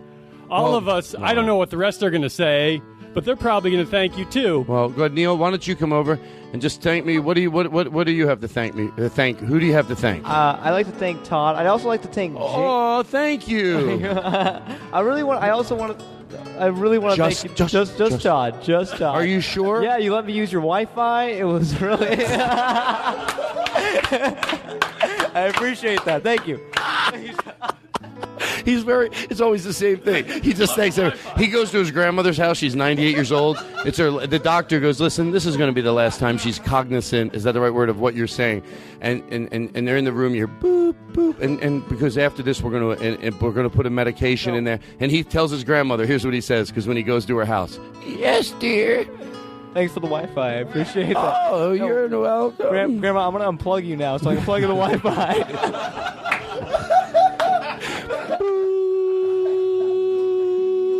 Bye, Grandma. Thanks for the Wi-Fi. He goes, thanks for the Wi-Fi, Grandma. Is there anything? Now, seriously, I don't listen to me, and I'm being. Look at me. I'm swearing to God. You don't have to thank me. Okay, look at me. Look at me. What? Honestly, Todd, you bring so much joy. Oh, that is just to the whole nicest. world. And we Really? thank you To who? The whole world. I think the world. The whole world. Or no, yeah, I think it's just a few thousand. I don't. But.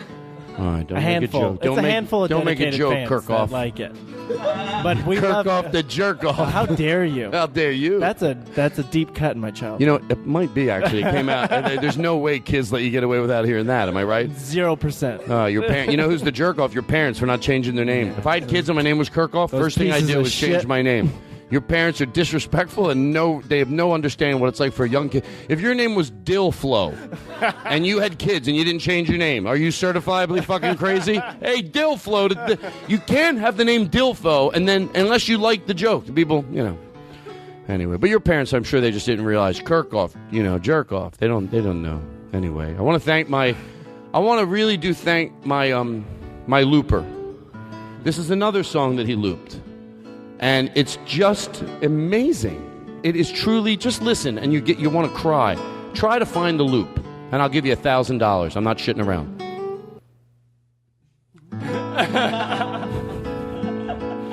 It's unbelievable. All right, everybody. Aristotle, thank you. Thank you, Todd. Is there anything you're thankful for? Don't do that. I just said for you. Thank you. No, are you serious? You don't have to say it. I really don't want you to have to. What do you really... Look at me in the eye. to, George Carlin. No. Don't try. To George Carlin? Okay. Then don't thank me. But anyway. Is anybody else? Can you turn Robbie's microphone on? You know, what I'm really thankful for is that your parents fucked. Aww. And we have Todd. Can I tell you the truth? I think that's nice. Anything? That's beautiful. Oh, yeah. Neil? I want to thank Todd for imagining all of us.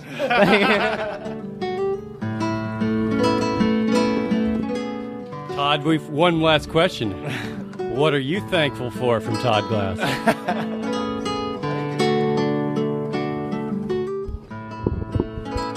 Todd, I really just want to thank you honestly for you've taken me under your wing on the show. It's like a mentor. I've learned just how to be silly and myself in real life. You guys are gonna make me cry. Outside of comedy, just you're the same way. You're so comfortable being yourself in all aspects of your life, and that's Well, that means the world to me. It really does mean the world to me. Well,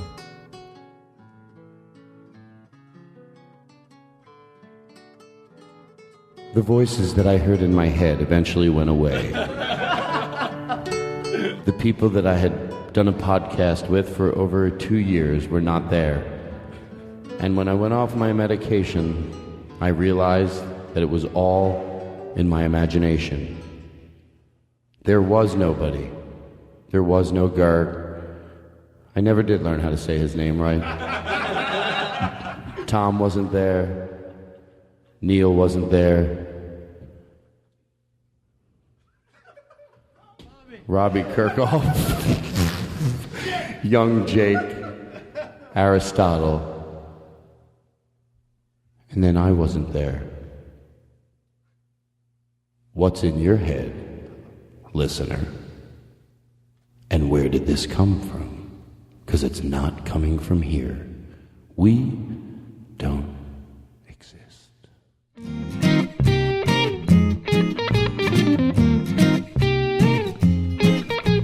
Next time you're here with headphones in your ear, there's a lot of show left, so stay right here. Hey, this is Todd Glass. Could you do me a favor and like this video? You know what? It sounds desperate. They have me read these things, and it says, look, I don't have to do it. I get it. But if you're going to play, at least play this one where, please like it. Oh, please. Oh, really? I mean, have some dignity. And by the way, subscribe to my YouTube channel. We've got high on the mic with reverb glass, so anytime you're getting low, instead of letting go, sit and let the time pass. Hey, here comes another Todd Glass show. Hey, here comes another Todd